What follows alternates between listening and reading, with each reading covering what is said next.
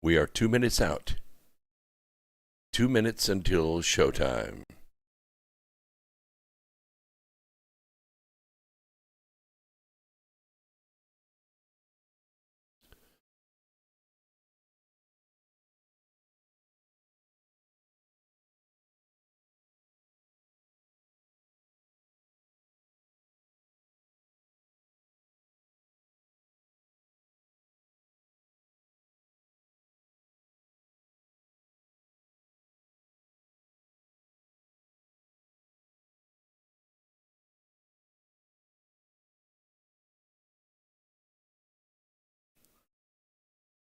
Oh, you can hang out. It's got about a minute to go, and we will bring the studio in. So nice to have you here today. Such a pleasure. After a long Thanksgiving Day weekend.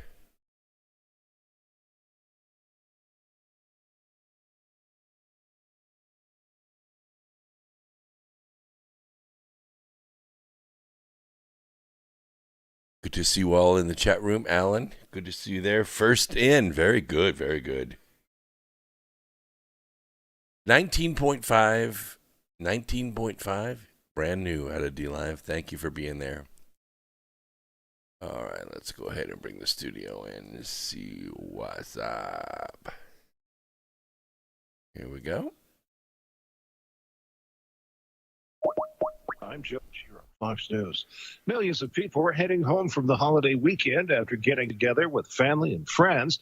But those gatherings have health officials warning people COVID-19 cases are likely to jump much higher. U.S. Surgeon General Dr. Jerome Adams. My mother's in the hospital right now. I want people to understand that if cases and hospitalizations continue to go up, not only will it hurt our ability to care for COVID patients, but if someone's having a baby, they may not be able to. Adams on Fox News Sunday. Infectious disease expert Dr. Anthony Fauci says the U.S. may see surge upon surge of the virus in the weeks ahead. President-elect Joe Biden suffering an injury this weekend. The president-elect sustained this injury yesterday, a twisted ankle while he was out playing with his dog, Major. Major is a rescue dog, a German Shepherd. You can sort of infer from this that it was obviously bothering him enough a day later to go get it checked out. Fox's Jackie Heinrich. The Biden transition team announcing 7 members of the White House senior communications staff. Roles that for the first time in history will be filled entirely by women. Among them, Kate Bedingfield, the former deputy campaign manager, will serve as White House communications director. White House communications veteran Jen Psaki will become White House press secretary. The Wall Street Journal reports President-elect Biden will nominate a diverse group of economic advisors to serve alongside the Treasury Secretary, who is expected to be former Fed Chair Janet Yellen. Schools in New York City began to reopen in phases a week from Monday. Mayor Bill de Blasio says consent forms will be required and COVID-19 testing will be in place. Governor Andrew Cuomo says reopening is the right decision. America is listening to Fox News. If you're a business owner, you don't need us to tell you that running a business is tough. Wherever you are, make it Truth Frequency.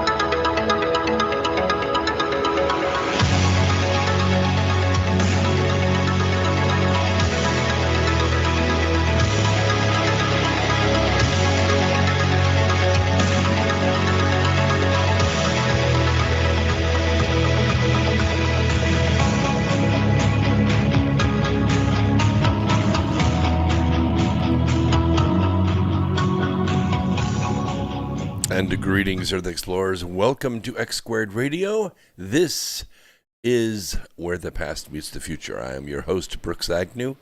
We're coming to you live from an undisclosed location east of the Appalachian Mountains We might go a little past your imagination, but have no fear. You will be safely traveling with us. And we'll try to put it all together and do our best to make it as positive as we can. Chat room is already filling up. This is great, Thanksgiving. Wow, we had so much to eat. I don't think I watched any TV at all. It was cool. I watched a few movies. I ate a lot of leftovers. I rode my bike a lot, my motorcycle and my bicycle. So it was good exercise, good meditation, good for the brain. Everybody needs a 4-day weekend. I think we should. If I was president, that would be it. We'd have 1 4-day weekend a month. That just enough to reset everybody's brains and their digestive systems and everything like that. It's just good. Good to see everybody out there. Moverling Good, welcome to have you here so early. First guy here today. Well, Alan, you almost made it. There were a couple people from D-Live. Winter Rose was there. And a new person, 19.5_19.5. I don't even know how to describe that, except that maybe 2020 is like perfect vision and 19.5 is just like a little farsighted. Not really sure, but I'll take it that way. Falcon 80th, good to see you there in the hammock. That's good. Let's see, Rebel Shell. Okay.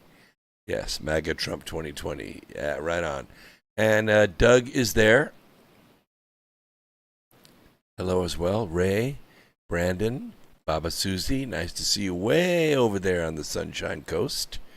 Sun is still up over there. And let's see. McCracken. That's a new one coming in on YouTube. Nice to see you. All right. D. Marie, Adam Yu, Mark Hovsepian. Greetings, Earthlings. Let's see who else we got here. Raspberries here. Ears up. That's good. Uno Maxo. No cycle today. Yeah, no, I did. I rode this morning. I did. I did 4 laps, and wow, my thighs were so burning. You just think you'd build up to it, but I guess at this age, every time you get on that bike, it's like, I got to get off this bike now. But it doesn't work out that way. We keep ourselves in shape. Buster Keaton. Ooh, nice to see you out there. Truth Frequencies out there. Lucky. Yes, no notification that you are live. Well, all I can tell you on YouTube, because we've had some problems, not as many as some hosts, go ahead and check that notification bell again, and we'll just keep cramming it down their throat. Whatever you do, don't forget to hit that like button on your way in. Let's see, Costi81. I'm trying to keep up the good work. I really am. James Walker, not yours. Wow, so many good people here. Uyapo Mpuchana. I like that. That's good. I hope you stay around. And Ron Johnson. Nice to see you out there. Okay, let's get started. Lots of folks in already. This is good. It's going to be a good program because we have a lot to go over. Some of it's good. Some of it is hopeful. Some of it is challenging. First, let me give you my Religion of Peace report. In the last 7 days, the Religion of Peace conducted 29 attacks. In these 29 attacks, they killed 128 innocent people. They injured 256 innocent people. Only 1 suicide blast. And they spread their mayhem across 13 countries. All of this from the great Religion of Peace. When is it ever going to end? Well, Dave Prowse, you know who he is, don't you? Alias Darth Vader, dies at 85. Dave Prowse, the British weightlifter turned actor who played Darth Vader in the original Star Wars trilogy, has died. He was 85. So don't let anybody tell you that exercise makes you live less long. Prowse died Saturday after a short illness. His agent Thomas Bowington said Sunday Born in Bristol, southwest England in 1935, Prowse represented England in weightlifting at the Commonwealth Games in the 1950s before breaking into the movies with roles that emphasized his commanding size, including Frankenstein's monster and a pair of horror films. George Lucas saw Prowse in a small part in A Clockwork Orange and asked the 6'6" actor to audition for the villainous Vader or the Wookiee Chewbacca in Star Wars. Of course, he didn't get that part, but the guy that played the Wookiee just died recently, too. Prowse later told the BBC he chose Darth Vader because you always remember the bad guys. Physically, Prowse was perfect for the part. His lifting English West Country accent was considered less ideal. He had kind of a high voice, not the kind of voice that would command for Darth Vader, and so it was dubbed by the infamous James Earl Jones, who, by the way, grew up with a speech impediment, had to overcome it, and became the great orator he was. You know, it's kind of interesting how people who overcome handicaps of all kinds, physical, mental, they become huge because of the handicap that they overcome. Lincoln, Washington, all of these greats all overcame physical or mental shortcomings that they had in order to achieve their greatness. Only guy that I can think of that had it all.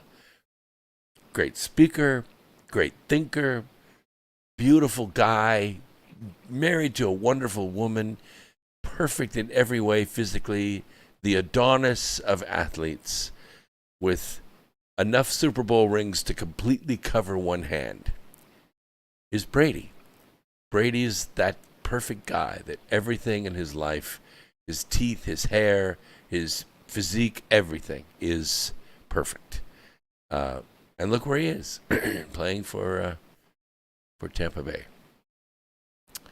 A lot of people ask me about this 1619 project that's out there. You know what it is, right? The crazy Marxist leftist, let's tear America apart because 1619 was so bad.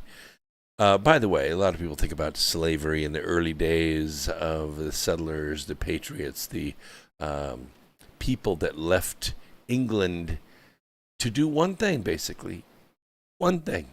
And that was to practice their religious freedom because they were being oppressed in their homeland. They could not practice their religion. Sound familiar?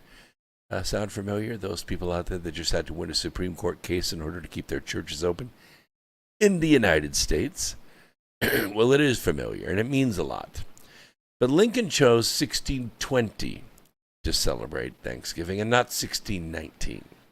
Why? Our origin of America, what makes us so obstinate, which makes us so defiant, so non-compliant, and yet so unified and boisterously so, is a matter of debate. It always has been. But throughout the early 19th century, Americans really debated whether the nation's founding should be celebrated as the Jamestown colony in Virginia or the Plymouth colony in Massachusetts. The decision to favor Plymouth really helped solidify what it means to be American, how America came to be. It was not accidental. It was by design, but not the primary design. It was a backup plan. It was a backup plan. Because Bradford, who was the leader of that compact was kind of after they set sail and they were away from international or from national waters, they were in international waters. The leader of the group would have everyone on the ship sign a compact. It's a contract. It's here's what we're going to do when we get there. We're not just going to be 50 people on a 100-foot boat with 40 crewmen. It's about 90 to 100 people on these little tiny boats. You think of a 100-foot boat today. Go out on the open ocean. to go coast to coast by sail, no motor, no heat, no backup. A 100-foot boat is not a big enough boat. You see swells bigger than 100 feet in the Atlantic, okay? It is not a friendly ocean. But you had basically 100 people on a 100-foot boat. And you didn't know really how long it was going to take. This was not a cruise that was well known. It was not set it and forget it. There was no really course. A few people had sailed back and forth, but it was unknown. It was new. And that's why those people went. And they weren't the wealthy. Far from it. They sold or gave away everything they had to get on that ship. Some didn't make it. Some stayed behind. Died of old age or oppression or depression or whatever. The ones that made it were, some would say, the unlucky ones, but they were the lucky ones. Because Bradford's manuscript, which is kind of the ship's log, I guess, the people's log, stardate, whatever, it had disappeared from the New World in 1777 when the last royal governor of the colony took it from the Old South Church in Boston and carted it across the Atlantic all the way back to England. He probably meant this as a final insult to the patriotic New Englanders who were reviled by the British as traitors and brigands fomenting rebellion. But for nearly a century, Bradford's manuscript was lost to Americans until one Boston scholar happened to see a passage in another book quoting Bradford's journal. He eventually discovered that the manuscript had been housed all that time in the library of the Bishop of London. Yeah, imagine the irony, right? I mean, Bradford's journal was being held by a bishop of the very church that forced Bradford's persecuted community to flee from England. Wow, the irony. For decades, the Brits refused to return the manuscript to its proper owners in the United States. I mean, Brits really know how to hold a grudge, don't they? But in 1856, the British allowed a special edition of Bradford's journal to be published, and that inspired a renewed appreciation for the Pilgrims and their history. The publication came right at a time when our nation was on the cusp of a great conflagration, you recall, as bloody and catastrophic for us as the war that caused the Pilgrims to flee Europe in the first place. It was a fight over our most basic and sacred values, the right of all men, not just Englishmen, to live in freedom and enjoy the fruits of self-governance. So is it any wonder that in the midst of the bloodiest year of our Civil War, just 1 month before he delivered his Gettysburg Address, Abraham Lincoln decided once and for all that our nation's founding should hearken to Plymouth and not Virginia. Of course, Lincoln chose to honor the ancestors of the New England abolitionists, not the rebellious slave owners of Virginia. On October 13th, 1863, our 16th president declared that Thanksgiving would be commemorated as a national holiday every year on the last week in November in honor of the Pilgrims' fathers. In this sense, Lincoln chose the events of 1620 as our true founding in order to repudiate the events of 1619. We chose the Pilgrims as our founding myth because they embodied our most cherished ideals. They were the best of us. They endured despite the odds, and through trial and error, they established the principles of self-governance, of private property, of common defense, and a peaceful commerce as a means of coexistence. They even established the practice of religious tolerance and pluralism with the strangers among them who became friends. What's more, The decision to embrace the Pilgrims as our true founders was made at a time when Americans were most keenly aware of the scourge of slavery because they were fighting a bloody civil war to eradicate it. These Americans understood that slavery was not just a moral blight. It was a deadly contradiction that we couldn't live with and still pretend to uphold the self-evident truth that all men are created equal, and women. The generation that suffered the most to abolish slavery chose the Pilgrims as our fathers because the Pilgrims embodied the ideals that inspired them to free the slaves. They wanted us to know that our nation was founded on God-given freedom, not racism. Freedom didn't come from government. It came from God. This sentiment was made clear in the speech Massachusetts Governor Roger Wolcott delivered in 1897 at the official ceremony to accept the return of Bradford's manuscript by England to its rightful owners in America. The Plymouth Settlement was the birthplace of religious liberty, the cradle of a free commonwealth. We can see right now globalist efforts being made on monumental scales to eliminate that from the world once again. In the varied tapestry which pictures our national life, the richest spots that are those where gleam the gold threads of conscience, courage, faith, set in the web by that little band of pilgrims, freezing their butts off in Massachusetts. May God in his mercy grant that the moral impulse which founded this nation may never cease to control its destiny, that no act of any future generation may put in peril the fundamental principles on which it is based of equal rights in a free state, equal privileges in a free church, and equal opportunities in a free school. Equal rights, equal privileges, equal opportunities. That is what Americans have always aspired to uphold. Conscience, courage, faith, that is what the Pilgrims stood for and what they prayed their descendants would stand for. That's why we honor it. That's why we do it that way. There's a kind of,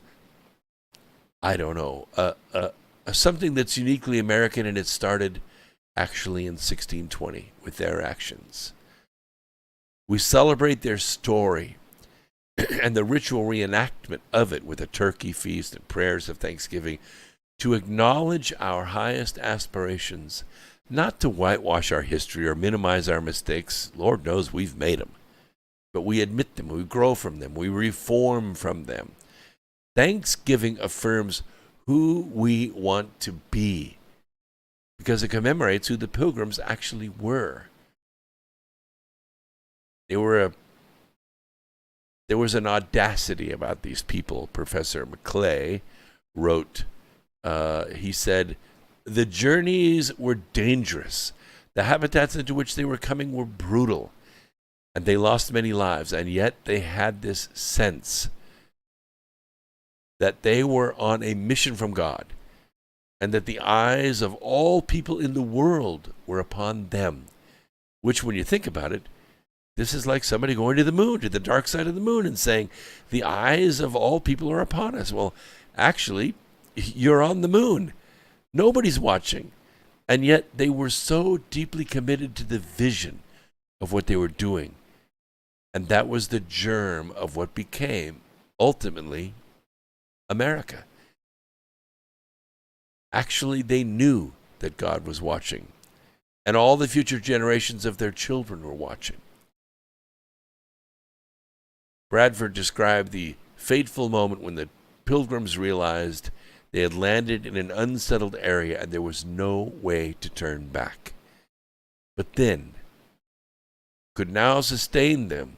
What then could now sustain them but the Spirit of God and His grace? Ought not the children of their fathers rightly to say, our fathers were Englishmen who came over the great ocean and were ready to perish in this wilderness? But they cried unto the Lord, and he heard their voice and looked on their adversity. Let them therefore praise the Lord, because he is good, and his mercies endure forever. Yea, let them that have been redeemed of the Lord show how he hath delivered them from the hand of the oppressor. And when they wandered forth into the desert wilderness, out of the way, and found no city to dwell in, both hungry and thirsty, their soul was overwhelmed in them. Let them confess before the Lord his loving kindness and his wonderful works before the sons of men. In all history, doesn't matter which ancient book we read, Book of Mormon, Bible, you read it over and over and over again. A small band leaves the oppression, leaves the slavery, leaves the tyranny, trudges out into the wilderness, finds that one place across the sea, over the mountain, on the other side of the valley, on the other side of the river, away from tyranny, and they start over. They start over. Well, here we are on Earth. We've shrunk it down to a small few milliseconds that it takes for my message to travel all around the world right now. All of you sitting from Canada to Australia, listening to my voice. There is no wilderness now. There is no place to run. Tyranny is here. It is on our doorstep. It has used its magic, its deep, dark, bloody magic, to seize our country by the throat. It has its knife against our neck at this very moment. And there is no wilderness. There is no ocean. There is no mountain. There is no planet that we can flee to start over. Finally, after 400 years, this month, it's time to turn around and face the tyrant and say, no more. No more running. No more giving up. No more turning our cheek. No more surrender. No more surrender. It is time to face the tyrant. Yes, they're large, and they've been there for thousands of years, and they have slaughtered billions of people, and they may yet slaughter billions more if we do not stop them now. We have the chance. We missed our chance to do it during the election. We did our best. 11 million more of you came out and voted, and for that I am proud, I am grateful, as is our commander-in-chief. But the other side's deep, dark, bloody magic overcame that. Almost. We still have a chance. We have 6 states that can have the courage. 6 states where this skullduggery has been exposed. And we have a few champions with the courage of the founders to stand against them. And what we must do is we must stand with them. Don't stand behind them. We need to stand beside them and make sure we are seen. All those pilgrims, maybe they survived because they thought the world was looking at them. That's fine. But how much better could they have done if the world would have stood with them? Many hands make light work. We got a lot to go over yet. We're going to take a quick break. I will mute the studio because one of the 6 platforms that we stream on, we're coming to you live through the Truth Frequency Radio Network, where the Truth Freaks hang out. And we are not afraid to let our Truth Freak flag fly. But we're also streaming on Twitch, Periscope, Facebook, DLive, and, of course, YouTube. But one of those platforms is probably going to deplatform us pretty soon. And so we have to survive out in the wilderness on our own. And in order to do that, I got to keep from getting hit from the copyright lords. So as soon as the music plays, I will mute the studio and we'll answer some questions in the chat room for 3 minutes. So glad you could join me here today on America Free Radio, because this is the voice of the revolution.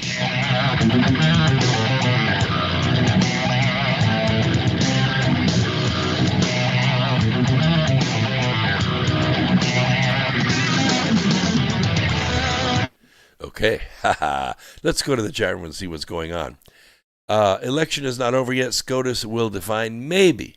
You know, we have right on our side, uno maxo, but we do not have time on our side.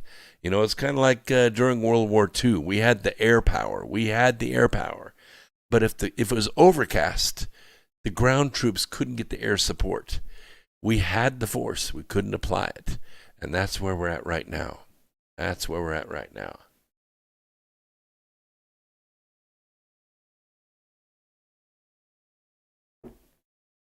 And More Free Thinker says, you always remain on the bright side, Brooks. Sometimes that is hard. It is. But, I could despair as easily as anybody else, probably more eloquently than most people. And what would that do? It would break your heart. It would break your heart. It would lower your head. You would never look up again. And that's not what we're here to do. You know, I have a friend out there in California who reminds me from time to time, we didn't come here to do that, Brooks. We came here to uplift. We came here to save as much as we could save. There are not many of us here. Oh, we're certainly not alone. I'm not by myself. There are others like me here. But we're not unified. We're not together. We don't help one another. We don't talk to one another. We're scattered among the world. And most of us have lost hope. And some of us have fallen into despair. But the rest of us are here. We're strong. We remember who we are. Oh, we've been through wars. Of course. We've died. Of course we have. But that's not what's going to happen here. That is not what is going to happen here. Even if this goes south on this election, even if the globalists do take control of the White House, they're never going to be able to succeed. You know why? Because there are 100 million of us here. There are 1 billion of us worldwide. Yeah, 1 billion people worldwide. And they all need to hear this voice. They need to hear the voice of the revolution, because we are not going to comply to the globalists. So if that's the positive, the bright side, then thank you very much, More Free Thinkers. He's on D Live, by the way. Thank you. Let's see. Yes, Scott, God help us if it goes there. I'm not a faithless person, but I have a lot of knowledge. And I will tell you right now, God is far from us. I don't even think he glances our way from time to time. We don't have the right to call upon God because of what we have done. We have a long way to go down to the bottom, and maybe the bottom below, before we can call that name. This is up to us.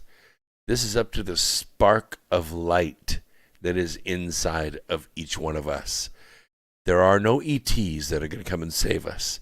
No God is going to come and save us. No Jesus is going to come and save us. Not going to happen. It's up to us.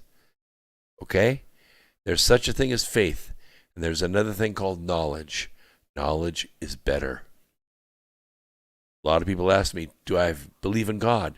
I say, no, I don't. I know God. Big difference. I don't believe he's there. I know he's there. Is he going to help us? No. No. Not with 70 million dead babies on our hands. Oh, we could have stopped it. We could have stopped it a long time ago, but we didn't. We paid for it. We turned our faces the other way, and we went about our business. Oh, let me go ahead and bring the studio back in. Come on.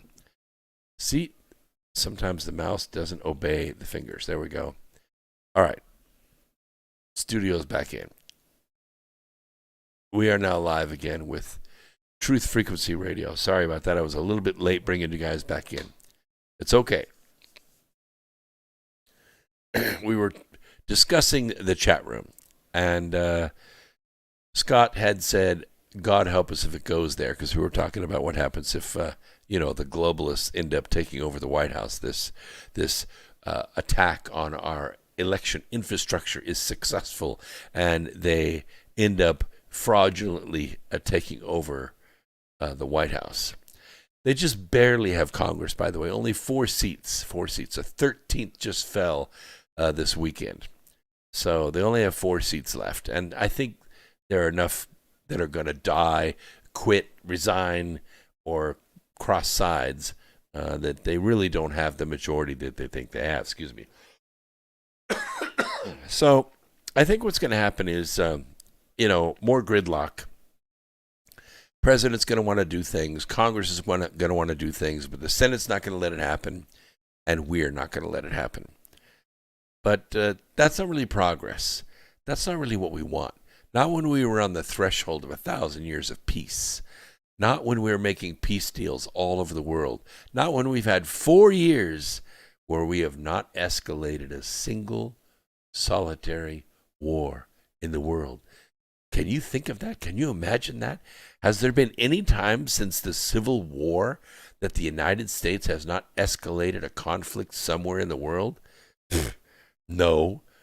We've always been involved in it, always.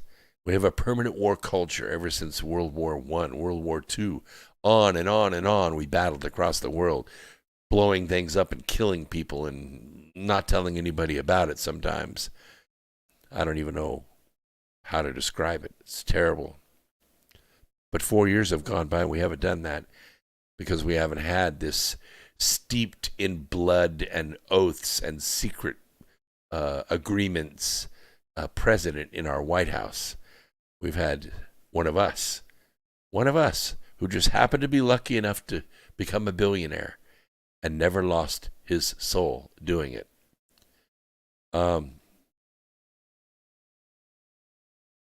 Yes, I think we should give Judge Patricia McCullough a standing ovation. I agree. Let's see. Danny, what is that? No magic there. It's a crime enterprise.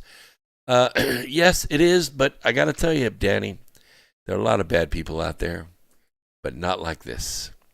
Not like this.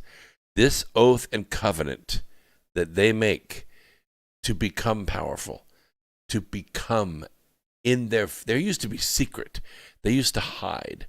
Now they're so powerful, they don't have to hide anymore.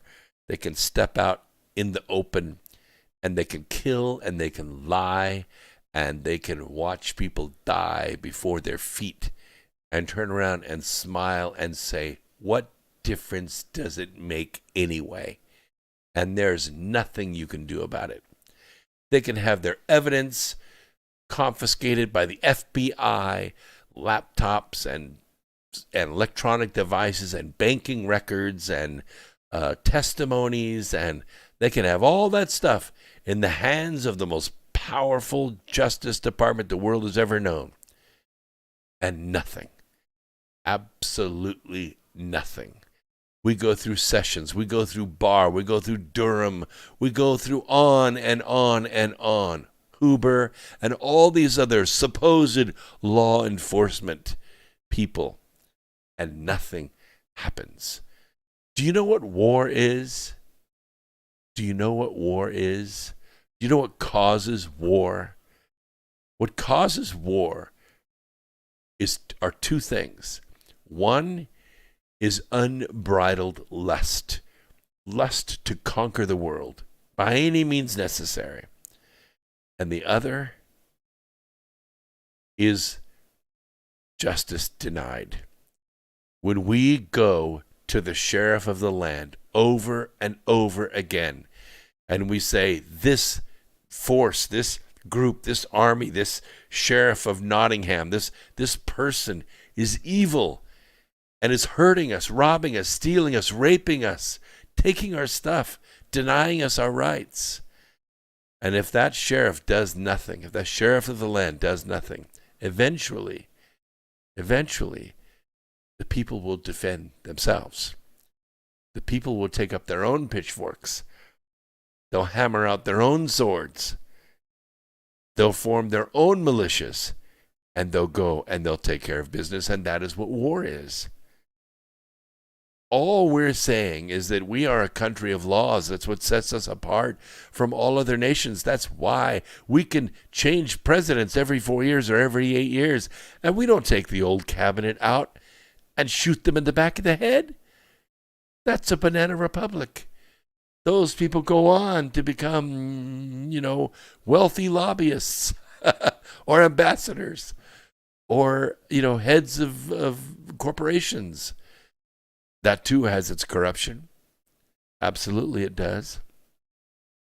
But we don't take the old cabinet out and shoot him in the back of the head because we have this peaceful transition, this 59 days of transfer where we go from one regime to another.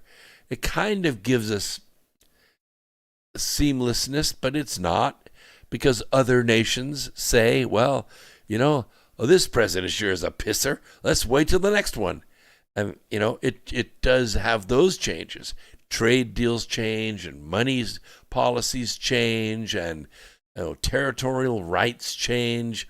All of that stuff is in flux, and I suppose that's good. But it also, when you're a nation of laws, it provides ambiguity. It provides ambiguity. Let me. And where you say one thing and do another, where you say, yes, we agree to do this, but there's a catch. You see, that's ambiguity. And lawyers are supposed to be able to write agreements that don't have ambiguity. They're contracts you can't wiggle out of. They don't have any wiggle room. That's what ambiguity is, wiggle room. Because it makes an innate assumption that there is no integrity in men. When I was young, I used to say, well, we can always go to court. And my friends would say, but they'll just lie. I said, what? You mean they'll raise their right arm and swear on a Bible and they'll risk their own freedom and get on the stand and lie to a judge? Are you crazy? Oh, no. They'll get on the stand and they'll lie.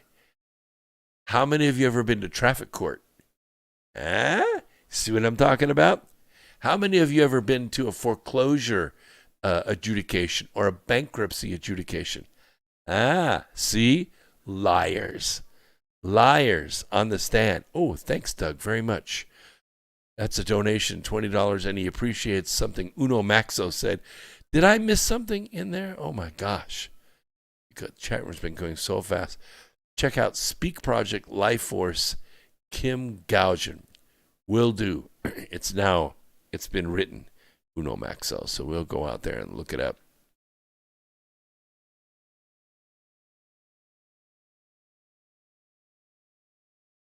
Yeah. Well, I want to finish my thought. My thought is that to have power over the treasury of the United States is a big thing. It's a big thing. This is what the fight is about. You think it's about that stupid White House? Hell no. Look how powerful Nancy Pelosi is, and she'll never have an office in that White House, ever. You could be very powerful in this country without being president. Look at the people that have pulled the strings of the president. Those are powerful people, right? Huh? I mean, Shaq, he's rich. But the guy who wrote Shaq's check, he's wealthy. You see the difference? It's a big difference. Right now, first time in a long, long time, and it's actually unprecedented because of its size, we have what I call a treasury liquidity bomb. Do you know what that is, a treasury liquidity bomb? Well, just about everybody can remember when we learned the Fed can print money, right? They can print money far longer than any short can remain solvent, right? I mean, they call it quantitative easing, and it built the dollar up when really nothing else could, right? Except, American productivity, which sucked because Obama finished it off by exporting 60,000 factories and the equipment to run them to China. The only game in town was the money game. And while it was considered in poor taste to admit that the market levitation is entirely due to the Fed's manipulation of the markets, it was the truth. You know it, and I know it. Until Trump began to implement his plan over the last 3 years. Because now, factories are coming back. Although they have been held back by one thing, and that's access to capital. I've talked to you many times about that. The Fed loans money to the banks, right? And the banks loan money to the factories. Therein lies the problem. The law says that banks can't loan to any business without 2 years of contiguous profits. That means startups are off the list. If the Fed is being used as the prime money lender to the banks, right? Well, Trump is changing that by raising tax revenues to their highest levels in history. And he did it primarily by lowering taxes. He has allowed the U.S. Treasury to pull ahead of the Fed. And in fact, as far as earning power and money, they own the Fed over the past 24 months. It's also why Morgan Stanley has been especially bullish on the markets in 2021, as Hornbach summarized it simply by saying, and I quote, "When it comes to liquidity, our focus is on both narrow and broad measures. We expect both types of liquidity to expand in 2021. When have you heard that? Ever? I mean, some of you are younger than 40. You wouldn't have heard it then. It's been 40 years since we've heard that. 40 years. Well, last Monday, discussions opened up about this expansion of this first type of liquidity, right? This narrow measure. It's normally provided by the central banks. The math was, in a word, quite staggering. Combined, the 8 DM central banks are expected to purchase $304 billion of securities, $238 billion of which will be government bonds, on average from private markets every month in 2021, with the Fed and the ECB naturally doing most of the buying. Now, putting this number in context, in total, these 8 central banks, right, that make up the Fed, they're expected to add liquidity worth 0.7% of the annual nominal global domestic product. Think of that. Every month. Every month. That is a rapid pace of global liquidity injection, the likes of which we have not seen in 40 years. And I'm just talking on relative levels here. We've never actually had that much money put into the market. But on a relative level, the 60s are not the 2020s. What is even more striking is that it may not be enough. In 2021, the U.S. Treasury supply will significantly outstrip Fed purchases. And this is even without factoring in the possibility of another major fiscal stimulus. Oh, yeah. The Treasury faces net Treasury issuance of roughly $2.4 trillion. Yeah. The Fed is expected to monetize less than half of this total, or $960 billion. Now, considering that in 2020, under the auspices of what we call helicopter money, you remember the stimulus funds, the $1,200 that went out to everybody that could fog a mirror, right? Everybody got $1,200. Boom. What happened? The money went right to the bottom of the ladder. They didn't sprinkle it into the capital markets. Would you have ever seen any of that? Hell no, you would not have seen any of that. They would have absorbed it all and you would never have seen a penny. It came right to you. It came right to the bottom line. And what did you do? Some of you saved it. Most of you spent it. I have friends in the manufacturing business. Do you know what they can't make enough of? Side-by-sides, boats, Motorcycles. Have you tried to buy a Harley-Davidson motorcycle in 2020? Screw that. You can't find them. You know why? Because people are buying. Have you seen what's happened to new home sales? Off the charts. Off the charts. If you're a home builder right now, you are walking in tall cotton right now because the market's good.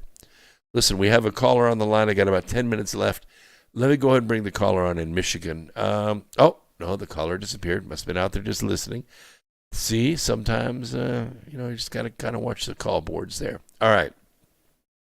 I want to get back to this, okay? In other words, the Fed needs to more than double its scheduled monthly quantitative easing in 2021 to catch up to where it was in 2020.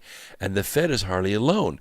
In just the past month, the RBA, the BOE, and most recently, Riksbank all announced expansions to their current quantitative easing. Now, here comes the twist.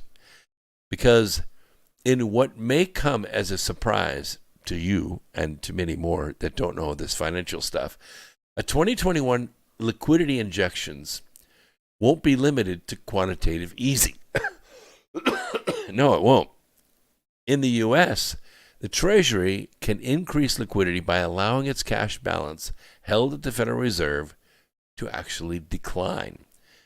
When Treasury issues debt, it can either spend the money on government mandates or it can keep the money in its checking account at the Fed. It's known as the Treasury General Account, the TGA. You remember the big omnibus bills, don't you? 1.3 trillion, 1.4 trillion. I mean, President Trump got his defense stuff. He didn't get his wall stuff, right? There were things he didn't get, things that he got he didn't want, and he didn't get everything that he wanted. So you were thinking to yourself, geez Louise, here we go, another 1.2, another 1.4, another 1.6. These omnibus bills were like 6,000 pages thick, and the president doesn't have line item veto, so he can't go through it and say, nope, nope, nope, yep, nope, nope. He can't veto any of it. But they can not spend it. They can, unless it's a mandate, not spend it. Think about it. Think about it. I give you a $6,000 paycheck. Do I order you to spend all that check by next payday? No. You can. It's up to you. You can go gamble it all the way if you want to. Or you could save some of it. You could put some of it in the bank. You could hold on to it. Who knows? $10,000, $15,000, $20,000, $30,000 in the bank. Just sitting there doing nothing. How do you feel? Oh, I'll tell you right now, you walk down the hallway differently when you have that kind of money in the bank. You do. And that's why Trump tells the leftist reporters, when it comes to saving small businesses and supporting those hurt by the COVID lockdowns, we have the money. You've heard him say it, haven't you? We have the money. To be sure, from a liquidity perspective, the Treasury debt issuance and the subsequent spending does not impact liquidity on net in general. Now, when Treasury issues debt, which they do with these big omnibus bills, right? Banking system reserves decrease. And when Treasury spends the money, banking system reserves increase, right? Treasury issued lots of debt. Lots of it. And they didn't spend the money in 2020, resulting in over $1.6 trillion in Treasury cash available for deployment at a moment's notice. Yet due to Congress's inability to reach agreement on a fiscal stimulus, the money was never spent. It's just sitting there, earning interest. The Democrats gambled that starving the people would actually hurt Trump. They lost the bet. Now, they are bleeding from the eyes, trying to cheat their way into power so they can get their hands on that cash. But I can tell you right now, Mnuchin's a very smart guy. You know what he's doing tomorrow morning at sunup? I will tell you. He's hiding that money. He is putting billions and hundreds of billions of those dollars out of reach of Biden. He's hiding that money, and they won't be able to find it. How much money? The Treasury liquidity drain reserves increase in 2020 regardless, surpassing a record $5 trillion. That will be added to by allowing offshore private account holders to bring their money home with a minimal tax hit. And we could be talking about $10 trillion. That's enough to pay off nearly half the U.S. debt, and it is scaring the hell out of the Fed. They could soon be obsolete. So what happens in 2021 with all this cash just sloshing around?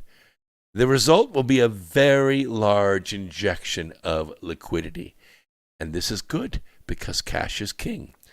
The debt ceiling deadline is August 1st, 2021.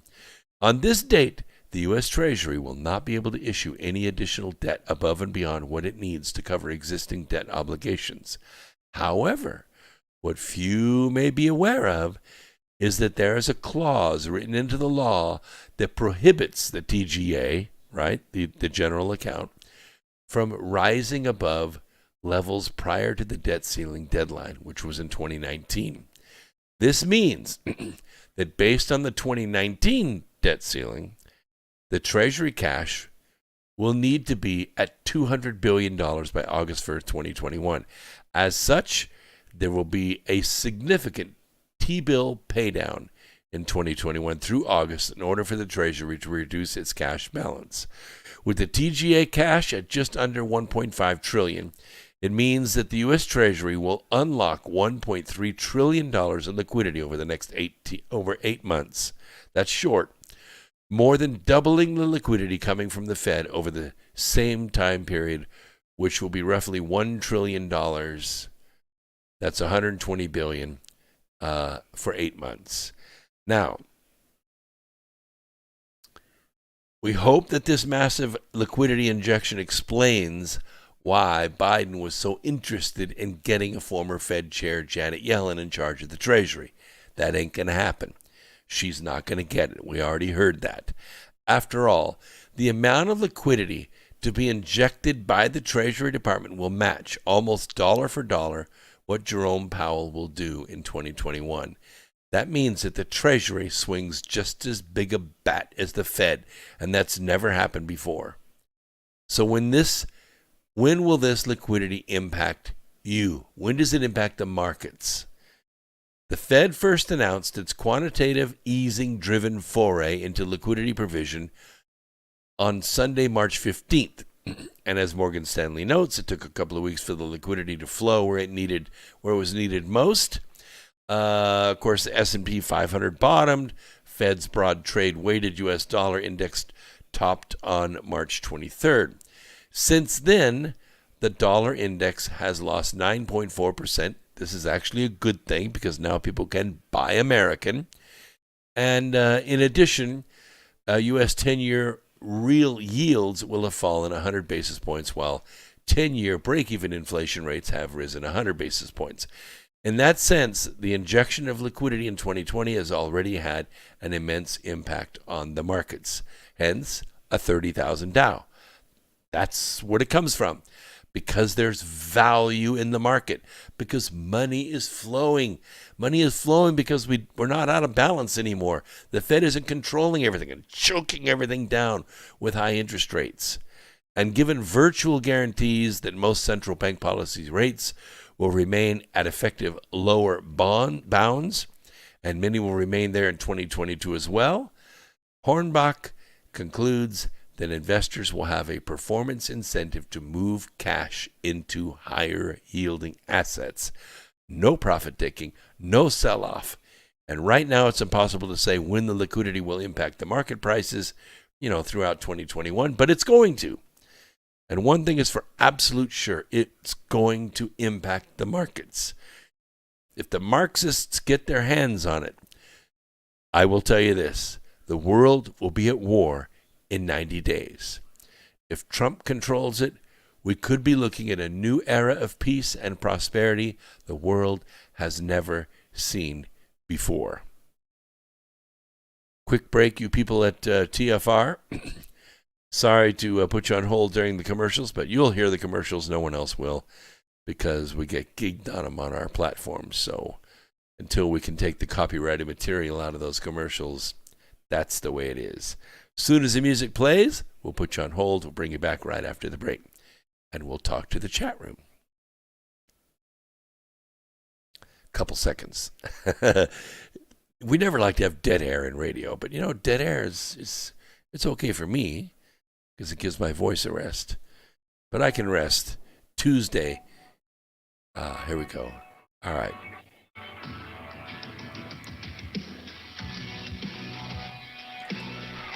Okay, let's see what we got going in the chat room. Back up a little bit here. Got to go back up. Okay.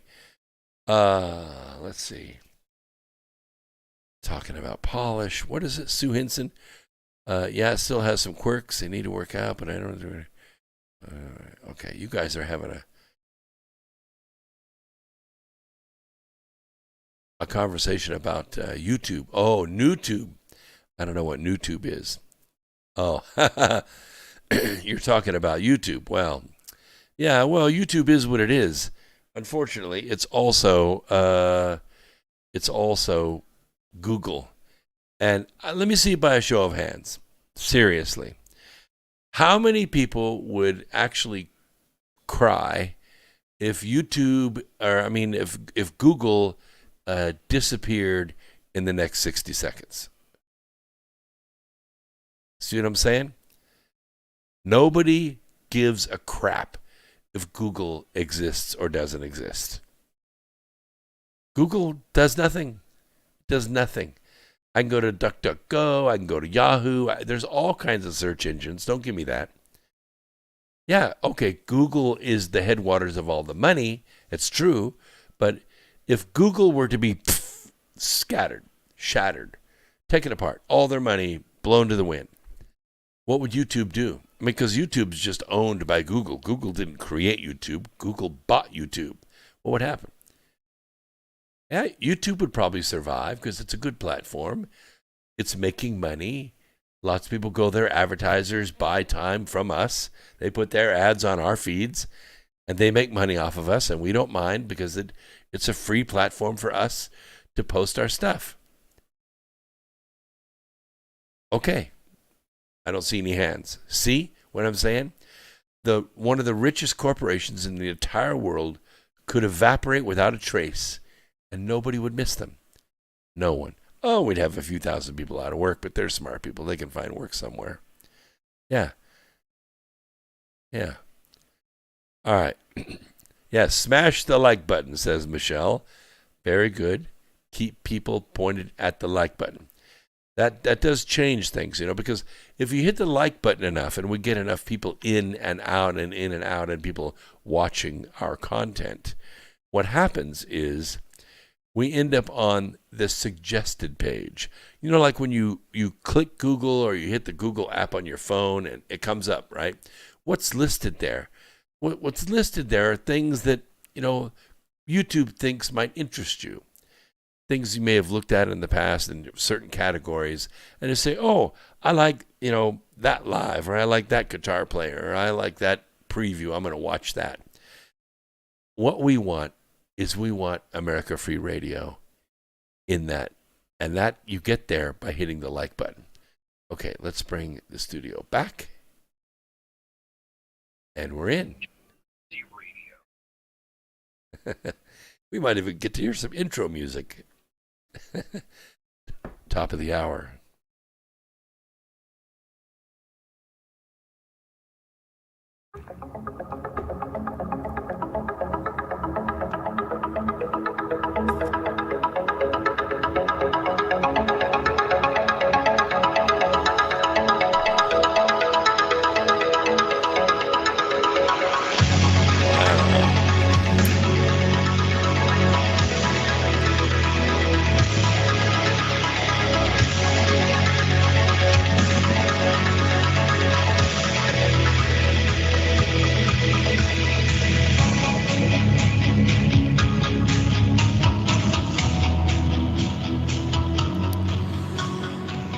All right, we were talking about the Fed, and we were mostly talking about the U.S. Treasury and how President Trump has so masterfully raised the level of tax revenues coming in from a variety of ways. He lowered taxes on us, which made us more productive. More people went to work. More people got paychecks. Companies did better. All those revenues increased. Plus, he added tariffs to it. Tariffs on China, tariffs on other countries, Canada, and they were putting huge tariffs on our stuff and not letting us put tariffs on their stuff. So it was tit for tat, and trade barriers began to lower, and American goods began to flow. Be it soybeans or wine or cars or whatever. It's just the way it needs to be. I mean, 40 years of being dragged through the streets by the Fed is finally coming to an end. Trump and Mnuchin have brilliantly crafted the U.S. Treasury to gain a powerful victory over this central banking cartel. Now, let the healing begin.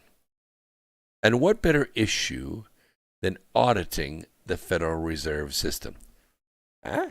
That's Ron Paul. Remember Ron Paul? That was his big push, was for auditing the Fed. And Scott, you make a good point. Every time Bitcoin has gone up, it has fallen so far. It's true. And because what you're watching with Bitcoin is you're comparing it to the dollar. Okay, so you're saying that Bitcoin is worth $10,000 one day, it's worth $7,000 the next day. And blockchain formats are a little bit different than fiat currency, especially Bitcoin. Bitcoin is based on the rarity of prime numbers. And they have computers that are mining for more numbers all the time, but they don't come, like in the beginning where you have 1, 2, 3, 5, 7, 11. The early numbers are easy to get. But as you get out into, 6 zeros, 20 zeros, prime numbers are difficult to find. These are numbers that are divisible only by themselves in 1. It takes a supercomputer to find them, and they're rare now. And that's good because the rarity is what creates the value. Now, the value as a system of exchange is a little tricky to explain, but it's sort of like a carpenter and a dentist. Okay, the carpenter could go do work for the dentist directly, like maybe the dentist needs a barn built, or he needs some furniture made, or he needs a bedroom added onto his house, maybe. And in exchange, the dentist can do work on the carpenter's teeth or the carpenter's family's teeth, right? I suppose it could work. In a smaller town, it could work that way, but that's not typically the way it works. The way it typically works is the carpenter does his work, and he exchanges the work, or he accepts for his work a system of exchange. We call that dollars, which is just basically a promise to pay.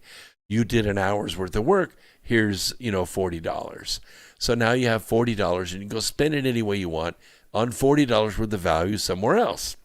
$40 at the dentist. All right, let's say $4,000. He's earned $4,000. He could go on vacation, or he can have his kids' teeth fixed.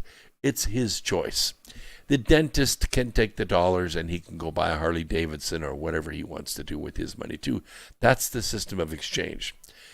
Bitcoin is supposed to slide in that slot somehow. And it is difficult to do for a couple of reasons. First of all, not many carpenters accept Bitcoin. Second of all, not many dentists accept Bitcoin. What typically happens is a person invests in Bitcoin, or a fraction of a Bitcoin, and he has an electronic or a virtual wallet. You don't pack it around with you, I suppose. But then when you get somewhere where you want to buy something, a laptop, or you want to buy a new road bike, or a couch for your living room, what has to happen is the Bitcoin has to convert into dollars, and the dollars convert into the couch, right? So there's a double change there. And in the double change, you lose profit each time. The people that are selling the Bitcoin are going to make a piece. The people that are buying the Bitcoin are going to make a piece. And hence the curse of the money changers. What we really want to get to, obviously, is a point at which the Bitcoin will buy the couch directly. And we're not there yet. We're not there yet. So that's why Bitcoin is where it is. It's there because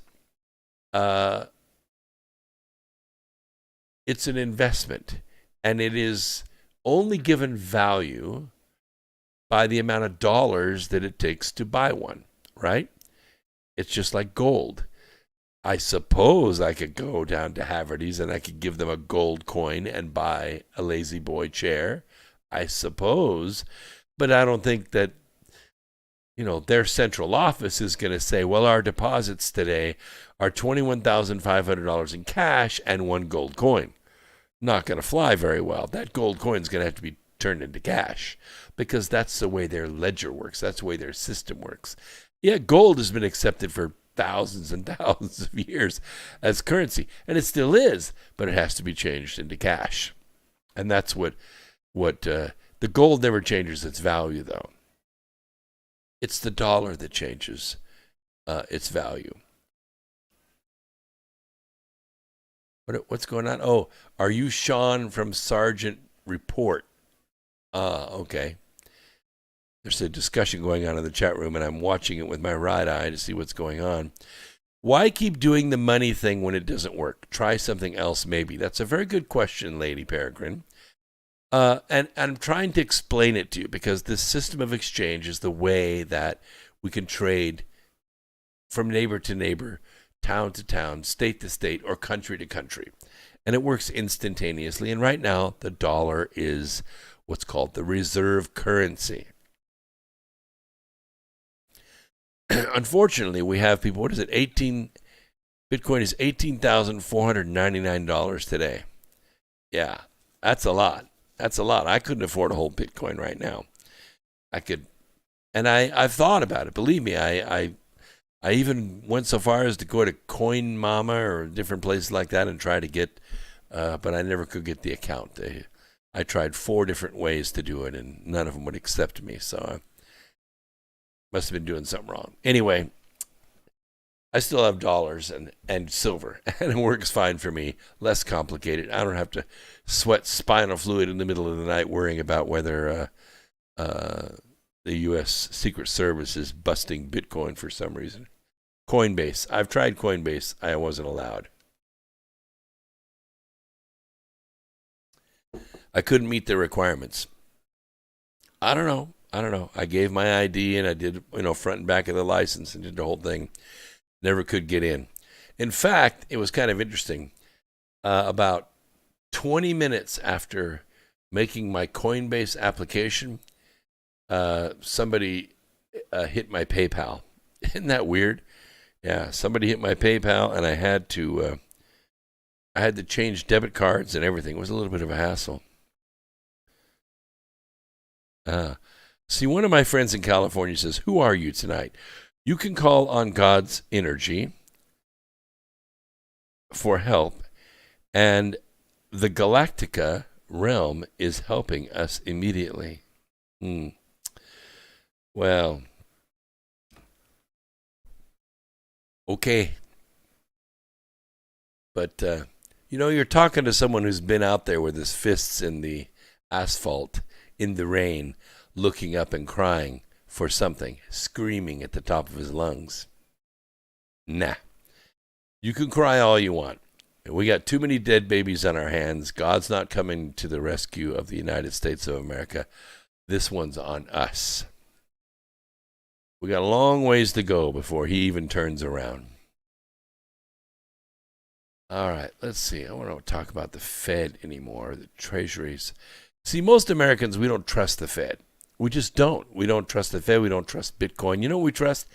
Cash. And even cash we don't really trust because the government at any time could say cash is the currency of crime. Take it all back to the bank or it's all no good. We're going to issue new cash. And they've done it from time to time. They issue new hundreds. They issue new 50s. They issue new 20s, right? because it gets counterfeited, it gets ruined, it's cash. What really endures is gold or silver. That's what endures. What is it? Brooks, that's the problem? Be more specific in the chat room. I don't know what you're talking about. Yes, we reap what we sow. Yeah, Dr. Strangelove is exactly right. We reap what we sow. And it's not S-O-W, it's S-E-W. We sow. Yeah, we sow seed, but we also sow this into the fabric of our country.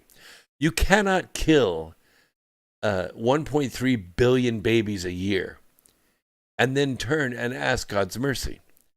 We're as bad as Moloch. We're as bad as Baal worshipers. I mean, we are. We are. Look at the celebrities that we worship. Every single one of them has had an abortion in order to have their music career, their acting career. Every single one of them has victimized innocents, be they children or child actors or victims of one kind or another. There are oaths and there are covenants that you make for this kind of fame, this kind of wealth. On and on it goes. Sure, okay, skull and bones, you name it. You name it. There are oaths and covenants, dark secret sacrifices. There's blood on the hands of almost every single person that has risen to that kind of power. I don't mean people that we've elected necessarily, but certainly Clinton, Obama, Rice, Power. These people have murder on their hands. Nothing happens to them. Nothing. Our laws do not touch them. Why? Because our system of justice chooses not to. And if we choose not to administer our law, what makes you think we have the right to call upon God? You don't. You don't. You and I both know whose world this is. This world belongs to Lucifer. He is the one that rules it. He's the one that answers prayers. He's the one that gives the blessings. You want to call on that? You go right ahead. As for me and mine, we'll rely on ourselves. God wants to come in after all we have done, so be it.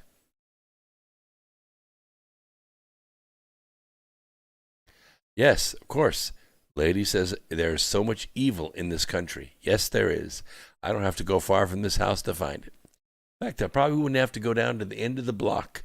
If I knew the secrets on my own street, I would probably wet my pillow at night with despair. That's how much there is. There is more wickedness done in 1 hour of this day than in 1,000 years in Christ's day. And they killed him in 3 years. He wouldn't last 30 minutes. He wouldn't last 15 minutes now. That's how fast they would kill him. Hey, when did they start attacking President Trump? Way before he was ever called president. They started attacking him the instant he stepped on the top of the escalator. That's how much evil there is in this world. And God's the one that takes back his creation. That's right. That's exactly right. I am sad about it, but I'm also hopeful because I know there are billions of us here and we have a tremendous consciousness signal on this planet. The entire universe is watching this world. They're watching us to see what we will do. Oh, there are lots of futures from here. It's not all hammered out in stone. If it was, there wouldn't be any UFOs here at all. There'd be no ETs at all. They would all be gone because they know we're done. But there are so many futures in front of us. We're the only beings on this planet that can choose.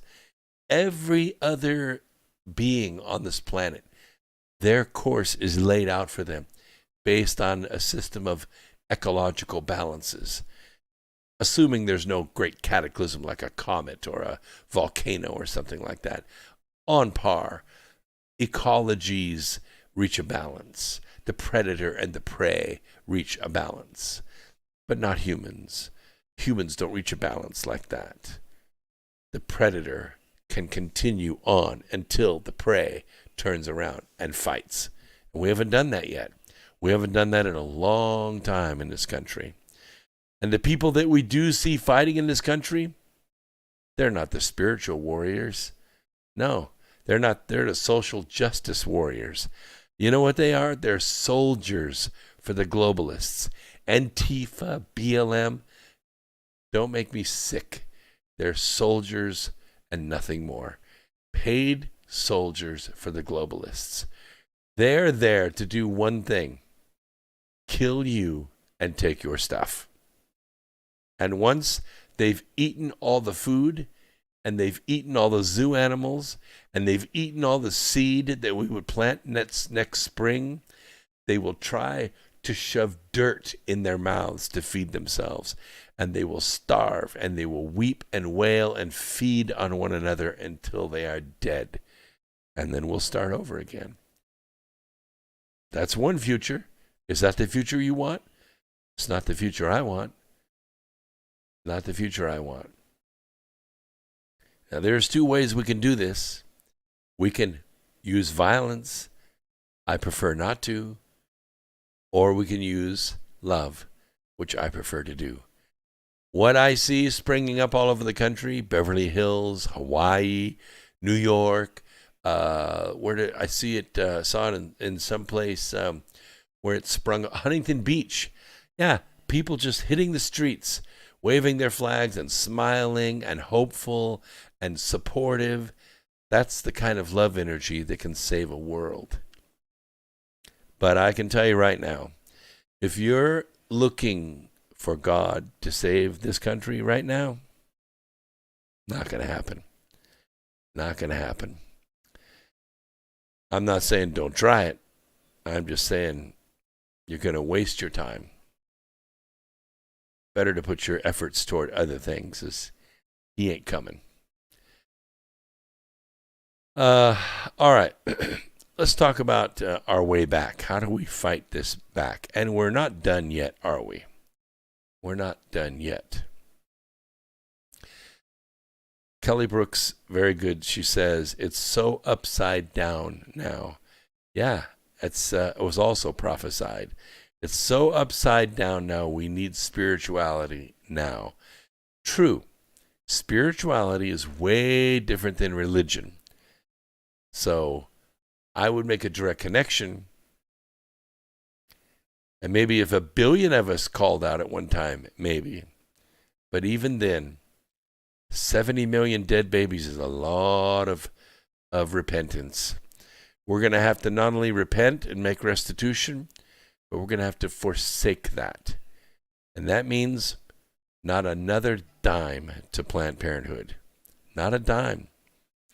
But I earned a paycheck Wednesday, and they took a portion of my check and they gave it to Planned Parenthood. So I'm just as guilty as they are because I let it happen.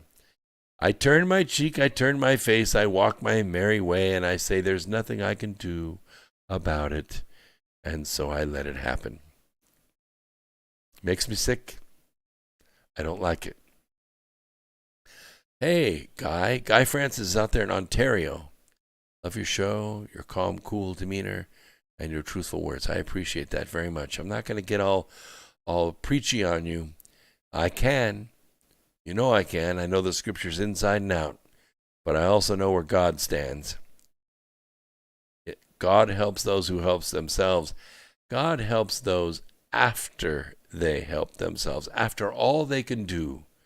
You know, it's like the little red hen. Well, no, it's not quite like that. You got to make the effort. You got to do the creation, and sometimes they step in during the creation with a little inspiration here and there, a missing piece here and there. But you got to do the work. And after all you can do, because, you know, there are 3 levels of prayer. We're all talking about prayer here, right? My friend in California, Jen, she's talking about prayer. You're talking about prayer. Let's talk about prayer.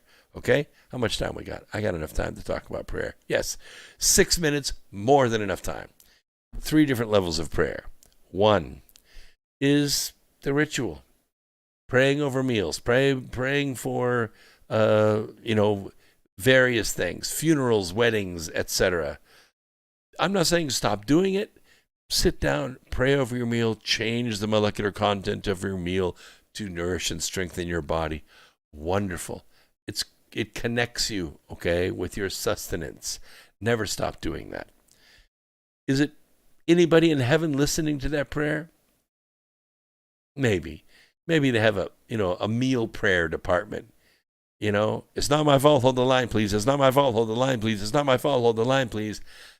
I'm being facetious. But the second level of prayer, and very powerful, is when we pray for ourselves. That's what we're talking about here, right? Pray for me. What about me? What about my stuff? I need this. I want this. I want this off of me. I want this on me.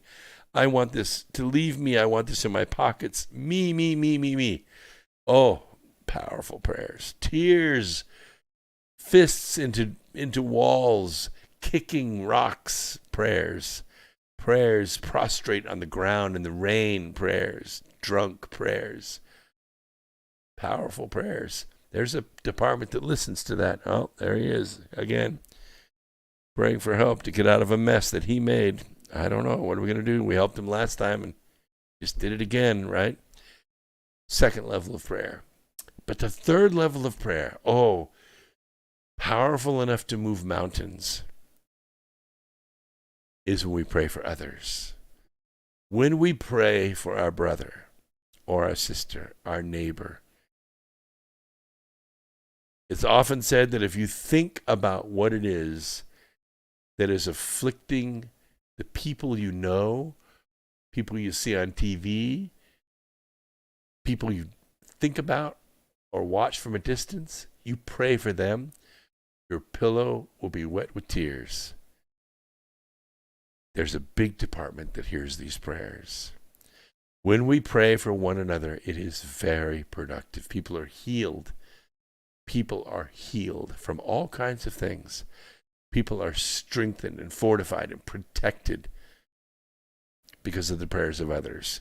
When families pray for a member of the family, when neighbors pray for neighbors, when cities pray for a single person or a single cause or rain or alleviation from rain, or it has a big effect. We've done consciousness experiments on the radio. It works. Human consciousness, when combined together, is very powerful. Together, yes, we probably could pray for this country. We probably could save this country. Would we? I have my doubts.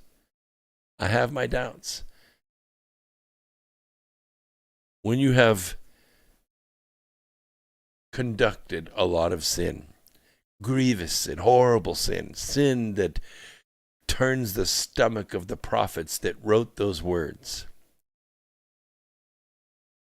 the windows of heaven are shut up to you, cannot get through. They will not open until you forsake that sin. We're going to kill babies tomorrow morning. Tomorrow morning in this country, perfectly healthy children are going to be executed.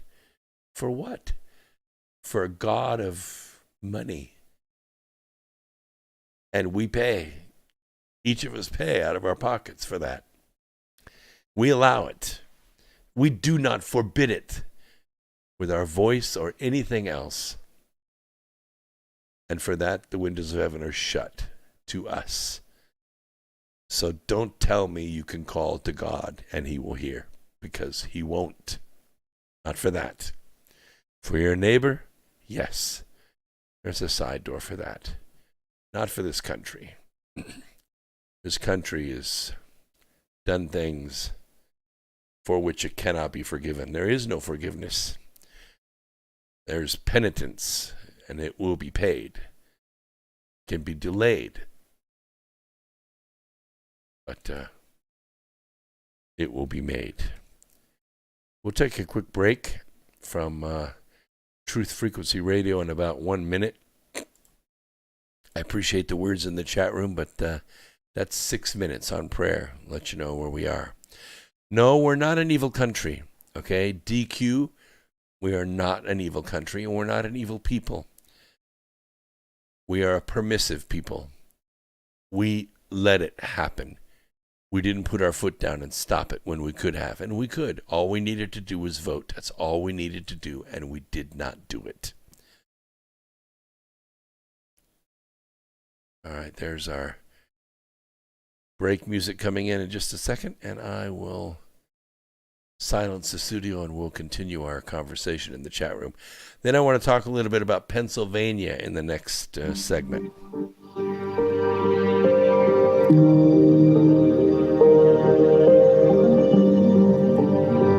Okay, and they're out, so let's go ahead to, from Jupiter, we'll go to Pluto. How about that? All right, let's look in the chat room again. So we're not an evil country. We were founded on good principles. We lost our way. We allowed too much. We do not stand on the principle of integrity and honor. You know what integrity is? It's doing what you said you were going to do.